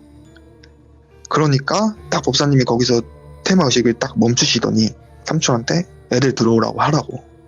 내가 진짜 마지막까지 어떻게든 좋게 빼갖고 보내려고 했는데 이건 더 이상 안 되겠다. 그냥 이거는 내 식대로 가는 게 맞는 것 같아. 애들 들어오라고 하라고 하더래요. 오, 예. 그렇게 딱 들어오라고 말을 하니까 제자분 3분이 들어오신 거죠. 검은색이랑 보라 색깔이 섞인 한복을 딱 차려입고 들어오시더래요. 제자분께서. 예. 제자분이 들어오시더니 머리하고 양팔 옆에 딱 가부좌를 태우고 앉으시더래요. 제자분께서. 이렇게 앉으시고는 그 4분에서 서로 다른 법문을 외우기 시작하는 거예요. 읽기 시작하는 거예요. 읽기 시작하시면서 그 검은 천을 일자로 쫙 피셔갖고는 법사님이 본인 앞에다 딱 놓더래요. 그리고는 막 법문을 외우시다가 어느 순간 법사님이 멈추니까 제자분들도 멈추기 시작한 거예요. 딱 멈추시고는 법사님이 거기서 큰 소리로 막 일본어하고 중국어가 섞인 이야기를 하시는데 그게 무슨 의미냐고 제가 물어봤거든요. 오, 그랬더니 예. 옥경에서 사자가 내려온다. 오체투시를 해라. 뭐 약간 이런 의미였대요. 그렇게 얘기를 하니까 그 제자분들께서 오체투시를 하더래요, 진짜로. 오체투시를 막 하더니 그 검은 천을 일자로 쫙 그냥 대충 이렇게 핀 것 같은데 그게 그 어르신 몸에 일자로 쫙 펴져갖고는 올라가더래요, 그 천이. 예? 그래서 막 그때부터는 진짜 엄청 큰 소리로 법문을 외우시면서 흔히 우리가 보는 그런 무당의 굿 같은 게 일어나기 시작하는 거죠. 네. 그런 식으로 굿을 막 하다가 어떤 항아리를 들고 오시는데 거기에 이제 짐승들의 피라고 그런 게 섞인 예. 그런 게 있었는데 거기에다 손을 툭 담그시더니 어르신 이마에다가 그걸 쓰신 거죠. 한문 같은 걸 쓰셨는데 그 의미가 천명, 하늘의 뜻이라는 그런 거를 한자로 쓰시고 그렇게 계속 굿이 진행이 된 거예요. 굿이 진행이 되는데 되게 신기하게도 진짜 그렇게 굿을 진행을 한 지 20분도 지내지 않아갖고 막 몸이 덜덜덜덜 막 떨리더래요, 노파분께서. 되게 신기한 유형의 퇴마의식이었다고 삼촌께서 말씀을 해주셨거든요. 네. 그렇게 몸이 막 떨리시고는 어느 정도 계속 그런 상황이 진행되다가 이제 퇴마의식이 종료가 된 거예요. 다 끝이 났고 그 한복은 그 자리에서 바로 태워버리셨대요. 되게 씁쓸한 표정을 짓고 계셨대요, 법사님께서. 근데 법사님이 그 아드님을 몸에 실으신 거예요, 끝나고. 원래 법사님이 몸에 뭔가 싣는 거를 되게 싫어하신다고 하셨거든요. 되게 기분이 나빠갖고는 잘 안 하시는데 네. 거기서 이제 실으신 거예요. 싫자마자 법사님이 어머님 그 어르신 앞에 앉으셔갖고는 진짜 막 우시면서 뭐라 말을 하고 싶은데 말이 막 안 나오니까 막 하면서 엄청 오열을 하시더래요. 그렇게 막 오열을 하시는데 어머님께서 모든 의식이 끝났음에도 바로 이렇게 본인의 의식이 돌아오는 경우는 없다고 하셨는데 이게 아드님을 뭐 너무 사랑했던 건지는 모르겠으나 어머님께서 진짜 힘이 없으셔서 어머님은 또 말이 안 나오시는 거예요. 예. 근데 막 눈물을 흘리시면서 법사님 얼굴을 막 쓰다듬으시더래요. 그렇게 이제 그 난리가 되게 어떻게 보면은 어렵지 않게 정리가 된 거죠. 이야. 정리가 되고 나서는 법사님께서 그 어르신이 되게 딱해하셨는지 옆에서 며칠 가까이 더 이렇게 케어를 해주시고는 이제 돌아가신 거예요. 돌아가시고는 어머니도 괜찮아졌다는 소식을 들었대요, 삼촌께서. 그래서 어머님도 한번 뵙는데 되게 빨리 괜찮아지셨대요. 그러고 있다가 3개월쯤 지났을까? 예. 어머님이 돌아가셨다고, 어르신이 돌아가셨다고 연락을 받았대요. 근데 예. 몸이 아프셔서 돌아가신 게 아니라 어느 날 갑자기 주무시다가 심장마비로 돌아가셨다라는 이야기를 들었대요. 그래서 삼촌은 처음에 일이 제대로 안 끝났던 건가 생각이 들어갔고, 장례도 다 치르고 나서 뭐 이것저것 끝나고 법사님한테 여쭤보니까 법사님이 그러시더래요. 일이 잘못된 게 아니라 어머님이 선택하셔서 돌아가신 거라고. 아마 아들이 옆에 계속 있었을 거고 그 아들이 어머니를 데려간 게 아닐까 싶다. 근데 이게 뭐 아들이 나쁜 의도를 가지고 데려간 것도 아니고 강제로 예. 뭐 어머님을 데려간 것도 아닐 거고, 분명히 어머님이 아들과 함께 같이 가고 싶은 마음이 있었기 때문에 아들이 그냥 어머니를 모시고 간 게 아닐까 싶다, 뭐 이렇게 얘기를 하셨대요. 그리고 나서 장례 다 끝나고 나서 이것저것 정리하고 삼촌이 꿈을 꾸셨는데 아드님이 어떻게 생기셨는지 삼촌은 사진으로만 봤으니까 아실 거 아니에요, 얼굴을. 근데 아드님이 그 어르신을 등에 업고서는 이제 삼촌한테 인사를 하고 웃으면서 가는 꿈을 꿨다고 말씀을 해주셨거든요. 아이고. 네, 그런 이야기가 있었습니다. 어떻게 보면 뭔가 이제 악마가 등장을 한다거나 그런 내용까지는 아니었지만 그래도 네. 이 정도면은 한국에서는 큰 거잖아요. 그쵸. 좀 흔하지 않은 일이죠. 해외는 뭐 더 큰 일들이 있을 수는 있다지만 그래도 네. 한국에서 이 정도 이야기면 작은 건 절대 아니라고 생각을 하거든요. 근데 그렇죠. 그 삼촌분께서 한국까지 이렇게 일을 하러 다니시기도 하네요. 되게 많이 오세요. 오, 한국으로. 지금도 그러니까 한국에 계시고. 지금은 이제 한국 계신데 지금은 좀 몸을 회복하는 단계이시고, 아마 제 생각에는 코로나 이 시국이 조금 풀리고 삼촌도 몸이 좀 회복이 되면 한국에서 좀 오랫동안 계시면서 이분저분 도와드리시지 않을까 이런 생각도 들고, 아무래도 근데 비중은 해외 쪽이 더 많죠. 여기저기 그렇겠죠. 돌아다니시는 게 많긴 한데 한국에서도 겪은 일이 되게 많다고는 하시더라고요. 근데 이제 워낙 시들무 듣다 보면 한국에서 있었던 일 되게 막 무서운 일들이 많다 보니까 저도 이야기를 하고 싶은 게 많긴 한데 아무래도 많은 일들이 한국에서 일어나고 있다고 시들무를 통해서 듣고 있으니까 저는 해외 쪽으로 하게 되더라고요, 이야기를. 아니요. 한국 쪽 이야기도 들어보고 싶고, 네. 그리고 호랭이님이 이제 이야기는 하고 계시지만, 극적이어서 뺀 부분도 되게 많을 거예요. 그쵸. 왜냐면은 이게 옛날에 제가 초창기에 참여했을 때는 아무래도 좀 그런 거에 무지한 상태여갖고 제가 그냥 다 이야기를 한다는 마음이었는데, 이게 어느 정도 참여를 하다 보니까 저 나름대로 이게 걸러내야 될 게 많구나 이렇게 생각이 들더라고요. 그래갖고 좀 걸러내게 되더라고요. 우리 네. 시청자분들이 진짜 고생이 많아.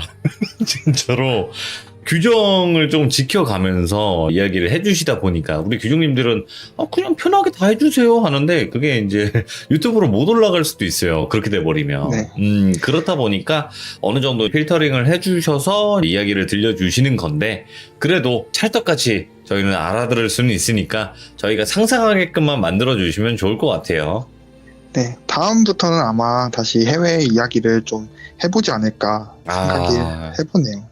근데 저도 네. 이제 다시 호랭이님의 이야기를 3개씩 묶어가지고 매주 일요일마다 지금 업로드하고 있는데 저도 이야기를 다시 듣다 보니까 알게 된 거는 그 신부님 있으시잖아요. 미국 신부님. 네네, 맞습니다. 그 자서전은 도대체 언제 나오는 거예요? 그게 거의 제가 듣기로는 예. 어느 정도 중간 단계에서 마무리 단계에 접어드는 오. 삼촌이 집필을 하고 계신 상태였으니까. 근데 이제 오. 중간에 너무 큰일이 한 번 있었잖아요. 그러니까 이게 그렇죠. 아예 그냥 더 올스톱이 예. 된 거예요. 그래서 아마 나오긴 나올 겁니다. 이거는 제가 확실히 말씀드릴 수 있는 건 나오긴 나올 거고, 뭐 그게 10년 막 이렇게 걸리진 않겠죠. 근데 어느 정도 멈췄던 단계에서 일을 진행하다 보면 조금 시간이 걸릴 것 같긴 한데 아마 나올 거라고는 저는. 아니 솔직히 무조건 말씀드리면 확신하고 있습니다. 제가 책을 정말 싫어하거든요. 네. 책을 손에서 논 지가 정말 오래된 것 같은데, 난 그 책은 진짜 종독해보고 싶어서. 저도 그거는 한번, 저는 이제 얘기로 들었으니까, 예. 그렇게 큰 궁금증은 없는데, 또 궁금하긴 하더라고요. 이게 책으로 보면 어떤 느낌일지. 그리고 삼촌이 저한테 얘기해줄 때는 약간 좀 가오도 섞인 것 같고, 허풍도 조금 있는 것 같다고 생각은 가끔 해요. 왜냐면은 저는 어렸을 때 들은 얘기가 많다 보니까. 근데 이게 책이라는 거는 굉장히 갈무리를 잘 해갖고 해야 되잖아요. 그러니까 책으로 보면 더 뭔가 실감나게 볼 수 있지 않을까 이런 생각도 하고. 아무튼 너무 감사합니다, 호랭이님. 네. 다음엔 해외 얘기로 또 돌아오겠습니다. 알겠습니다. 감사합니다. 네. 자, 이번 이야기는 시청자 허연님께서 이야기를 들려주실 거예요. 허연님께서 오늘 처음으로 또 참여를 해주고 계신데 오늘은 어떤 이야기가 될지 또 어떤 미스테리한 일들을 겪으셨을지 들어보도록 하겠습니다. 여보세요? 안녕하세요. 오늘 이야기에 뭔가 키워드라고 해야 될까 그런 게 있을까요? 키워드 같은 건 저도 잘 모르겠는데 일단 여자 귀신이라고 해야 되나? 귀신. 여자가 좀 보이고 살짝 그런 게 있어서 지금은 또 남자라고 하더라고요. 오호, 그러면 뭔가 따라다니는 그런 느낌인가요? 네, 지금 붙어 있다고 해요. 옆에 오른쪽에. 저 오른쪽에서 듣고 있는 거예요?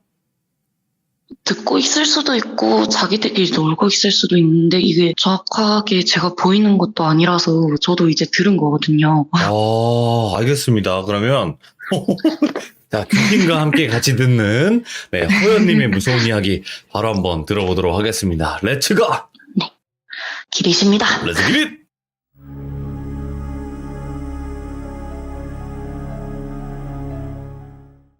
제가 초등학교 때 있었던 일인데 초등학교 4학년에서 5학년 때쯤이었어요. 한 20층 정도 되는 아파트였었는데 저희 집이 10층에 살았었거든요. 이제 한 층에 집이 2개가 있다고 보시면 되는데 비상구 문이 쇠문으로 돼 있는 엄청 큰 문이었었고 엘리베이터랑 마주보는 집이 한 채 있었는데 저희 집이 엘리베이터랑 마주보는 집 한 채였었어요. 네. 그래서 엘리베이터를 나와서 저희 집이 바로 앞에 보이면 이제 비밀번호를 눌리고 들어가는 식이었었는데 제가 그날 하교를 하고 엘리베이터를 내리고 이제 비밀번호를 눌리려고 하는데 뭔가 감이 너무 이상하고 이건 뒤를 돌아봐야 된다라는 생각이 들어서 조심스럽게 뒤를 돌아봤는데 비상구 쪽이 원래 문을 어디다 낑궈서 놓지 않는 이상 그 문은 절대 열릴 일이 없는 문이에요. 쇠문이기도 하고 아예 무거운 문이라서 근데 그 문이 손 바닥 들어갈 만한 정도의 크기가 딱 열려 있는데 키가 엄청 큰 여자 얼굴만 딱 보이는 그런 식이었었는데 그 여자 얼굴이 눈이 진짜 너무 컸었고요. 오, 예. 검은 동자가 너무 커서 이제 이게 진짜 살짝 외계인 눈을 보시면 살짝 그런 크기였었어요. 그게 이제 체감상 1분에서 2분 정도 흘렀던 것 같은데 계속 그 여자가 저를 쳐다보고 있길래 저는 무서우니까 소리도 못 지르고 움직이지도 못하고 마음속으로는 이거 비밀번호를 빨리 눌리고 집으로 들어가야 된다는 마음밖에 없었는데 그게 안 되는 거예요. 그래서 그 여자랑 한 1분에서 2분 정도 눈을 마주치고 있다가 문이 스르륵 또 닫혀요. 문이 닫히면서 저도 이제 움직여야 된다 하는 마음에 움직여서 비밀번호를 빠르게 누르고 들어가서 그날 아버지랑 어머니가 맞벌이였었는데 밤에 퇴근하고 오는 시기였었어요. 그땐 집에 아무도 없었고 그래서 제가 밤까지 기다리다가 아버지가 먼저 들어오셔서 아버지한테 아빠 나 비상구조에서 어떤 여자를 봤는데 나 진짜 너무 무섭다. 이거 확인 좀 해주면 안 되냐. 진짜 이상한 사람인 것 같다. 눈이 너무 컸다. 진짜 사람이 아닌 것 같다. 나 뭐 본 거냐. 이렇게 얘기를 하니까 아버지가 그날 밤에 경비실에 가서 확인을 해주겠다고 이제 아버지 혼자 경비실에 가서 확인을 하는데 알고 보니까 1층에만 CCTV가 있고 비상구에는 CCTV가 없는 상태여서 확인을 아예 못한 상태였었어요. 그래서 이제 확인도 못한 채로 그 여자는 사람인지 아니면 귀신인지 잘 모르는 상태가 돼서 점점 나이가 들면서 고등학교 때로 또 올라갑니다. 그럼 어릴 때 그런 형체의 귀신을 목격을 하시게 된 거네요? 네, 근데 제가 지금 생각했을 때는 그게 귀신인 것 같아요. 그래 사람이 절대 그렇게 생겼을 리가 없거든요. 그러면 한번 자세하게만 묘사 가능하실까요? 어떻게 생겼었는지? 얼굴이 진짜 하했었고 예. 거의 눈이 그냥 얼굴을 다 차지한다고 보시면 돼요. 3분의 2는 차지한다고 보시면 되는데 예. 검은 동자가 흰자를 조금 가릴 정도? 강아지 눈? 살짝 네. 그런 느낌? 그런 느낌이었었는데 이제 보통 사람이 서서 쳐다보면 사람 몸이 보이잖아요. 예. 밑에. 근데 그 여자는 몸이 안 보이고 사람이 목만 빼서 보는? 목만 빼서 너 뭐야? 네가 뭔데 나를 그렇게 쳐다봐? 살짝 이런 눈빛으로 저 너무 소름 돋게 쳐다보길래 그게 아직까지 머릿속에서 얼굴이 아직까지 안 떠나요. 이야, 이거는 잊혀질 수가 없죠. 그러고 고등학교 지금- 때로 넘어갔을 텐데 어떻게 됐나요? 중학교랑 고등학교 때 가게를 되게 많이 놀렸었는데 중학교 때는 별 일이 없었어요. 중학교 때는 저희가 그 아파트에서 이사를 가서 다른 아파트 8층에서 살았었는데 그 집이 진짜 이상했었던 게 제가 그때 아버지한테 방을 뺏겼어가지고 아버지가 제 방에서 자고 저는 거실에서 자는 상태였었어요. 네.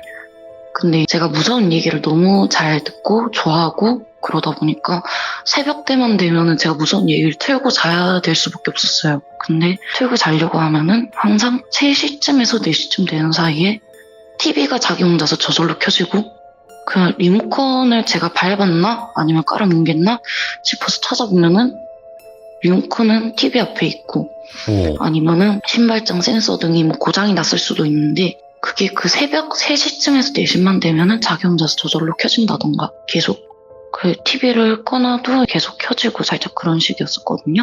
너무 집이 이상하고 그래서 7층으로 이사를 가게 되는데 이제 7층에서 고등학교 때 그때는 가위를 진짜 많이 눌렸었어요. 거기서. 학교에서도 눌리고 집에서도 눌리고 그런 식이었었는데 제 방이 어떻게 생겼냐면 침대를 제가 누워서 이제 눈을 뜨고 바라보면은 제 발 바로 앞에 창문이 엄청 크게 있고요. 제가 왼쪽으로 누우면은 제 방문이 보이는 상태예요.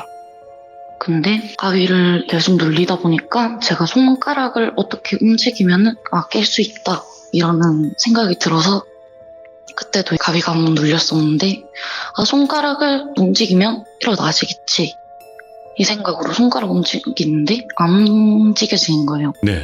근데 한 번씩 드는 생각이 이건 큰일 났다. 진짜 깨야 된다. 안 깨면 진짜 큰일 났다. 어떡하지? 이거 진짜 뭐가 보일 것 같은데 깨야 된다 하는데 눈이 딱 떠졌어요. 그때 제가 가위가 눌리면서 눈이 떠진 적이 별로 없었거든요. 근데 제 발이 앞에 보이는데 제 의지와는 상관없게 오른쪽 발이 엄청 천천히 들리기 시작하는 거예요. 예. 자기 혼자서 들리다가 이거 진짜 깨야 된다 이러면서 진짜 악으로 손가락을 어떻게든지 움직여서 가위를 깼어요. 예. 깼는데 발이 툭 하고 떨어지면서 이제 가위가 끝난 거예요. 그때 몸이 움직이는 게 처음이었었고 이제 한 번은 학교에서 가위를 눌린 적이 있는데 그때는 컴퓨터실이었었어요. 그 컴퓨터실이 짝을 지어서 2명씩 앉는 그런 자리였었는데 제 옆자리에는 가명을 돌비라고 할게요. 네네. 돌비라는 남자친구가 옆에 앉아서 컴퓨터를 하고 있는 상황이었어요. 저는 누워서 그 돌비라는 친구를 바라보고 자고 있었는데 그 친구는 이어폰을 끼고 있지 않은 상태였었고 저도 끼고 있지 않은 상태였었는데 이제 그 상태에서 가위가 눌리면서 눈이 딱 떠진 거예요. 그때도 눈이 딱 떠져서 진짜 큰일 났다 이런 생각에 그 돌비라는 친구 이름을 막 부르면서 돌비야 나 좀 깨워줘 빨리. 야 너 뭐 하는 거야? 돌비야 깨워달라고 이러면서 소리를 진짜 악으로 지르고 있는데 그 돌비라는 친구가 컴퓨터에만 정신이 팔려가지고 저를 안 깨워주고 있는 거예요. 저는 화가 너무 난 상태에서 어떻게 하다가 이제 손가락을 움직이면서 또 가위가 풀리고 일어나자마자 진짜 땀욕을 하면서 돌비야 너 나 왜 안 깨워줬어? 야 내가 그렇게 소리를 질렀는데 야 그렇게 나를 안 깨워주면 어떡해? 야 너 뭐 하고 있었어? 너 컴퓨터만 계속 하고 있었잖아. 이어폰도 안 끼고. 내가 소리 지르는 거 못 들었어? 내가 그렇게 소리를 질렀는데? 이러니까 돌비라는 친구가 하는 말이 야 호연아 너 왜 그래? 갑자기 자다가 일어나가지고 너 눈 뜬 적도 없어. 이러면서 제가 가위를 눌린 것도 모르고 제가 자는 줄 알았다는 거예요. 그래서 그때 이후로 학교에서 잠을 못 자고 집에서 자는 상황이 됐는데 그때가 고등학교 2학년 때였었어요. 네. 그리고 고등학교 3학년 때는 제가 취업을 나가서 이제 학교에는 많이 못 있고 회사를 다니는 시기였었는데 그 회사의 파트장 언니 분이랑 이제 친해져가지고 원룸 집에서 한 번씩 같이 자게 됐었는데 그 집이 조금 이상한 게 들어가기만 하면 뭔가 조금 쎄한 분위기가 좀 없지 않아 있었어요. 음산했구나. 네, 좀 많이 골목길도 많았었고 그 집 자체가 조금 외진데 있다 보니까 네. 그래서 한 번은 그 언니 집에서 같이 자는데 원룸이다 보니까 언니랑 같은 침대에서 같이 자고 있었는데 이제 그 파트장 언니 분이 몸부림이 엄청 심해서 자다가 저를 막 때리는 거예요. 그래서 저도 모르게 화가 나서 아이씨 이러면서 일어나서 담요를 들고 거실에서 자게 됩니다. 거실에서 자는데 제가 신발장 쪽을 보면서 자고 있었어요. 네. 자고 있었는데 정신이 반쯤 일어나졌을 때 지금도 이게 가위인지 꿈인지는 잘 모르겠는데 제가 봤을 땐 가위인 것 같거든요. 네. 뒤에서 어떤 여자가 호연아 일어나. 호연아 뭐해? 일어나야지. 이러면서 계속 말을 걸어요. 그래서 저는 방 안에서 자고 있는 파트장 언니가 저를 깨우는 줄 알고 아씨 시끄러워 이러면서 짜증을 내면서 다시 잠에 청하게 되는데 이제 일어나서 그 파트장 언니를 깨운 다음에 언니한테 언니 왜 나 깨웠어? 언니가 나 방에서 부른 거 아니야? 계속 호연아 일어나라고 했잖아. 이렇게 얘기를 하는데 그 언니가 일어나서 하는 말이 뭔 소리야? 나 지금 네가 깨워서 일어난 거야. 나 이제까지 한 번도 깬 적 없는데 누가 뭘 부르냐면서 난 너를 그렇게 부른 적도 없고 난 계속 잠만 자고 있었다고. 그렇게 해서 들은 얘기가 그 언니가 그 집에 이사를 했을 때 가위가 눌렸던 얘기인데 그 언니가 남자친구분이랑 같이 거실에서 자고 있는 상태였었는데 그 언니가 혼자 가위 눌리게 됐어요.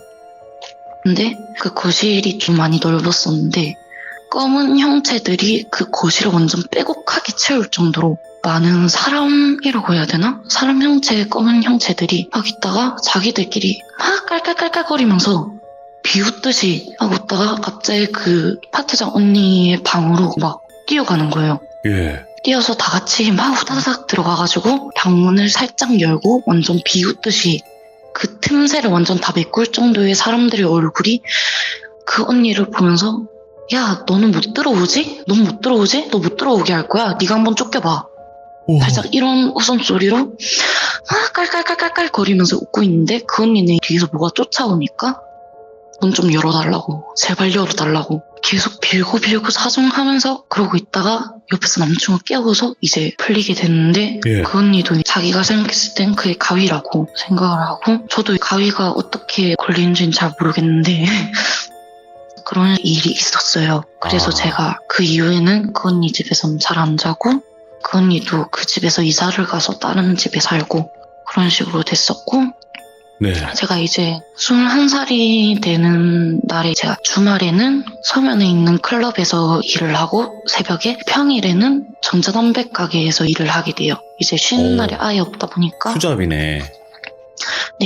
아예 쉬는 날이 없어요. 그래가지고 아침에는 전자담배를 팔고 밤에는 술을 파는 살짝 그런 직업이 되어버렸는데 예.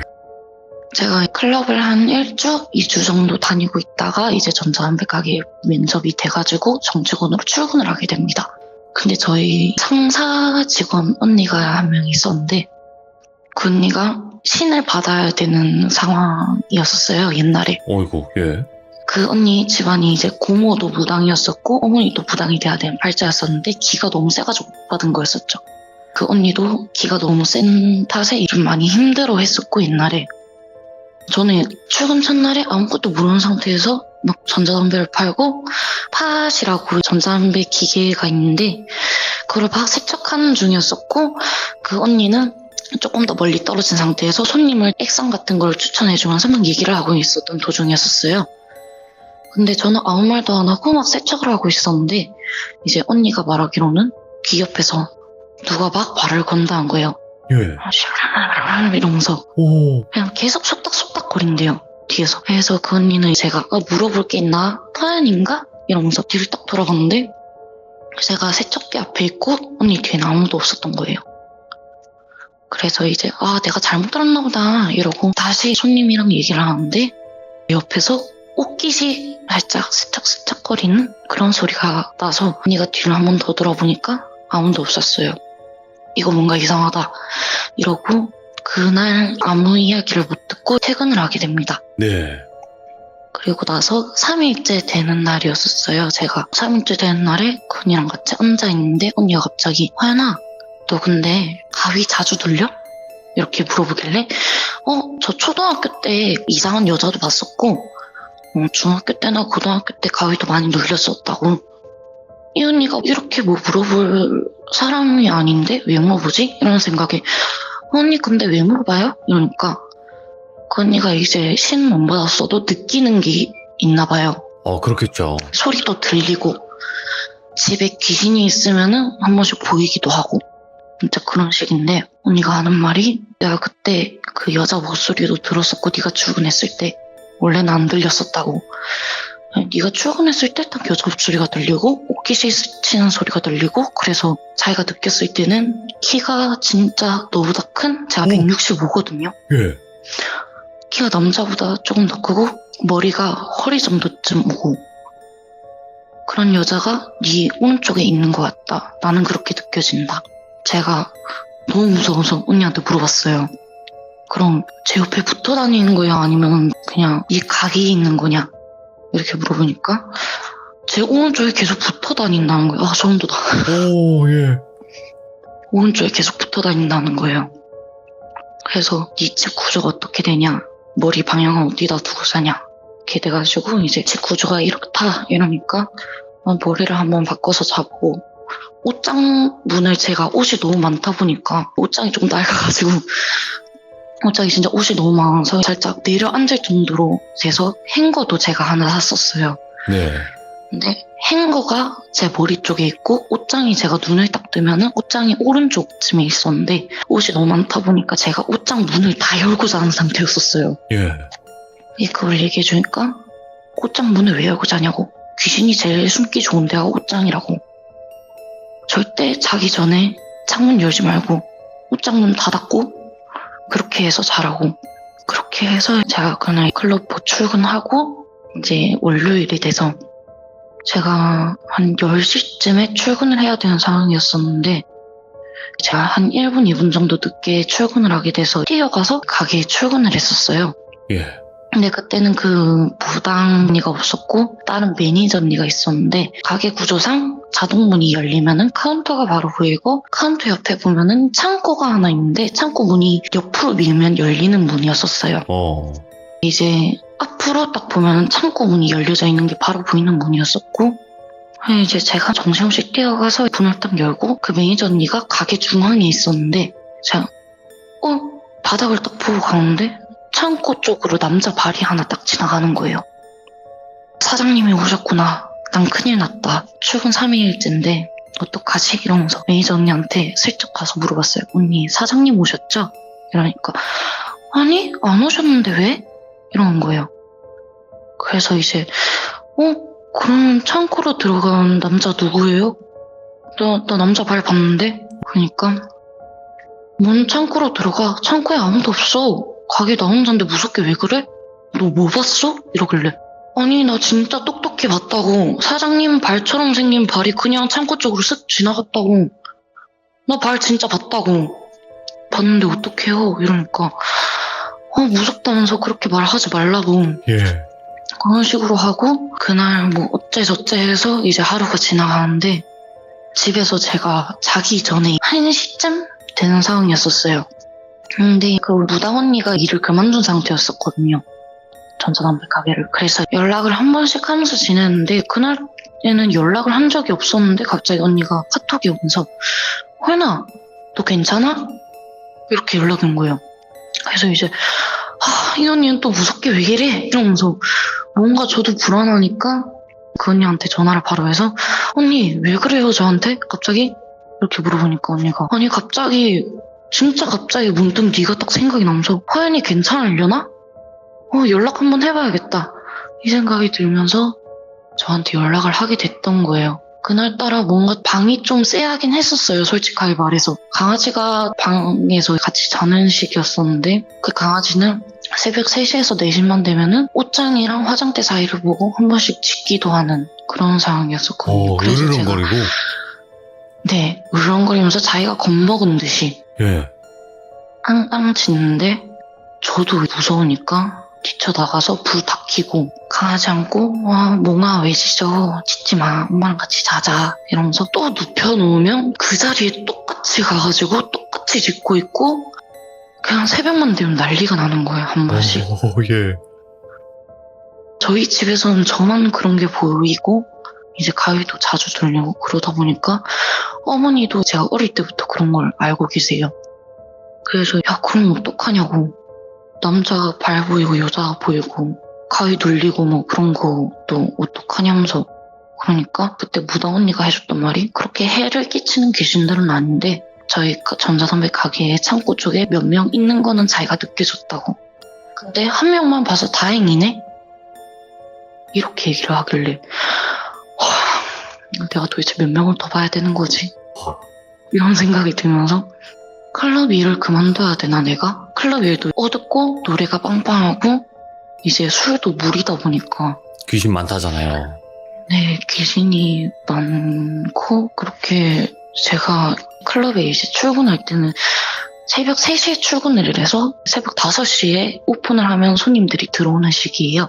저희가 3시부터 4시 반까지 테이블 같은 걸 짜고 회의할 거 회의하고 이런 식인데 출근을 하면 항상 쎄해요. 거기는 항상 춥고 어둡고 그러니까 뭐가 나와도 문제가 없을 법한 그런 곳이라서. 클럽이 진짜 실제로는 사람이 되게 붐비니까 막 음악 꽝꽝꽝꽝 나오고 이랬을 때는 그냥 그러려니 하는데 클럽이 이렇게 비어있을 때는 무섭다, 음침하다 이런 걸 말씀드리고 싶었던 거예요. 지금 제가 이때까지 봤던 게 여자 목소리나 초등학교 때 봤던 것도 여자 얼굴이었었으니까 그 지금 오른쪽에 붙어있는 여자가 그 여자가 아닐까 생각이 들기도 하고 남자는 제가 한 번도 본 적이 없으니까 남자는 슬슬 제 눈에 보이지 않을까 싶어요. 일단은 지금 현재 진행형인 것 같아요. 지금 이런 것들이 어떤 해결이 된 것도 아니고 그렇다 보니까 근데 너무 걱정하실 필요는 없으실 것 같아요. 일단은 어떤 해를 끼치거나 그런 건 아니었기 때문에 좀 더 두고 보시는 게 좋지 않을까 싶어요. 정말 너무 음. 무서워서 새벽 5시에 네. 해 뜰 때 자는 경우도 있고. 아이고. 그런데 또 제 유튜브를 보시고 뭐 그러시는 거예요? 저는 근데 아세라님도 좋아하는 분이라서 그 아세라님 영상을 풀로 모아두셨잖아요. 네. 그거를 항상 들으면서 자야지 잠이 잘 오는 그런 타입이라서. 여보세요. 이걸 들어야지.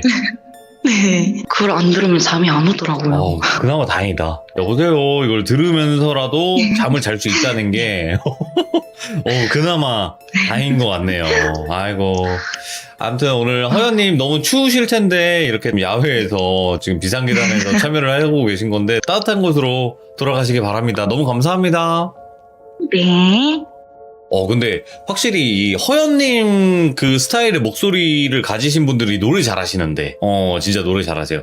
그리고 원래는 저한테 카톡 내용을 보내주신 게 있어요. 근데 제가 그냥 읽어드리자면, 이제 허연님이 먼저 말을 해요. 언니, 내일 오면 할 말이 있어요. 이러니까, 뭔데? 벌써 궁금한데? 이러니까, 출근하면서 뭐 봤어요. 이렇게 얘기를 하신 거예요. 근데, 뭐 됐어? 너무 무섭잖아. 매장에서? 길에서? 이렇게 물어본 거예요. 그래서, 남자 다리를 봤어요. 창고에서. 그래서 만나. 만나가 이제 그래 이거겠죠? 그래서 큰일 났다 이렇게 얘기하시길래 이야기가 궁금하네 라고 이제 하셔가지고 나도 창고에 뭐가 있다고 생각은 했었는데 너는 봐버렸네. 그래서 난 몰라 어떡하지. 그래서 해를 끼치는 애는 아니다. 그래도 하나만 봐서 다행이라고 할게. 나는 하나만 봐서 다행이라고 할게. 나는 여러 명 있다고 느껴졌다. 그래서 심심하면 데리고 공부 같이 해야 할 듯요. 그래서 무섭다 이렇게 해서 카카오톡이 마무리가 되는데 그 창고에 한둘은 아닌 것 같아요. 보니까. 암튼 귀신은 귀신이고 산 사람은 산 사람이고 좋은 일만 가득하시길 바랍니다. 시청해주신 모든 분들 감사합니다. 고맙습니다.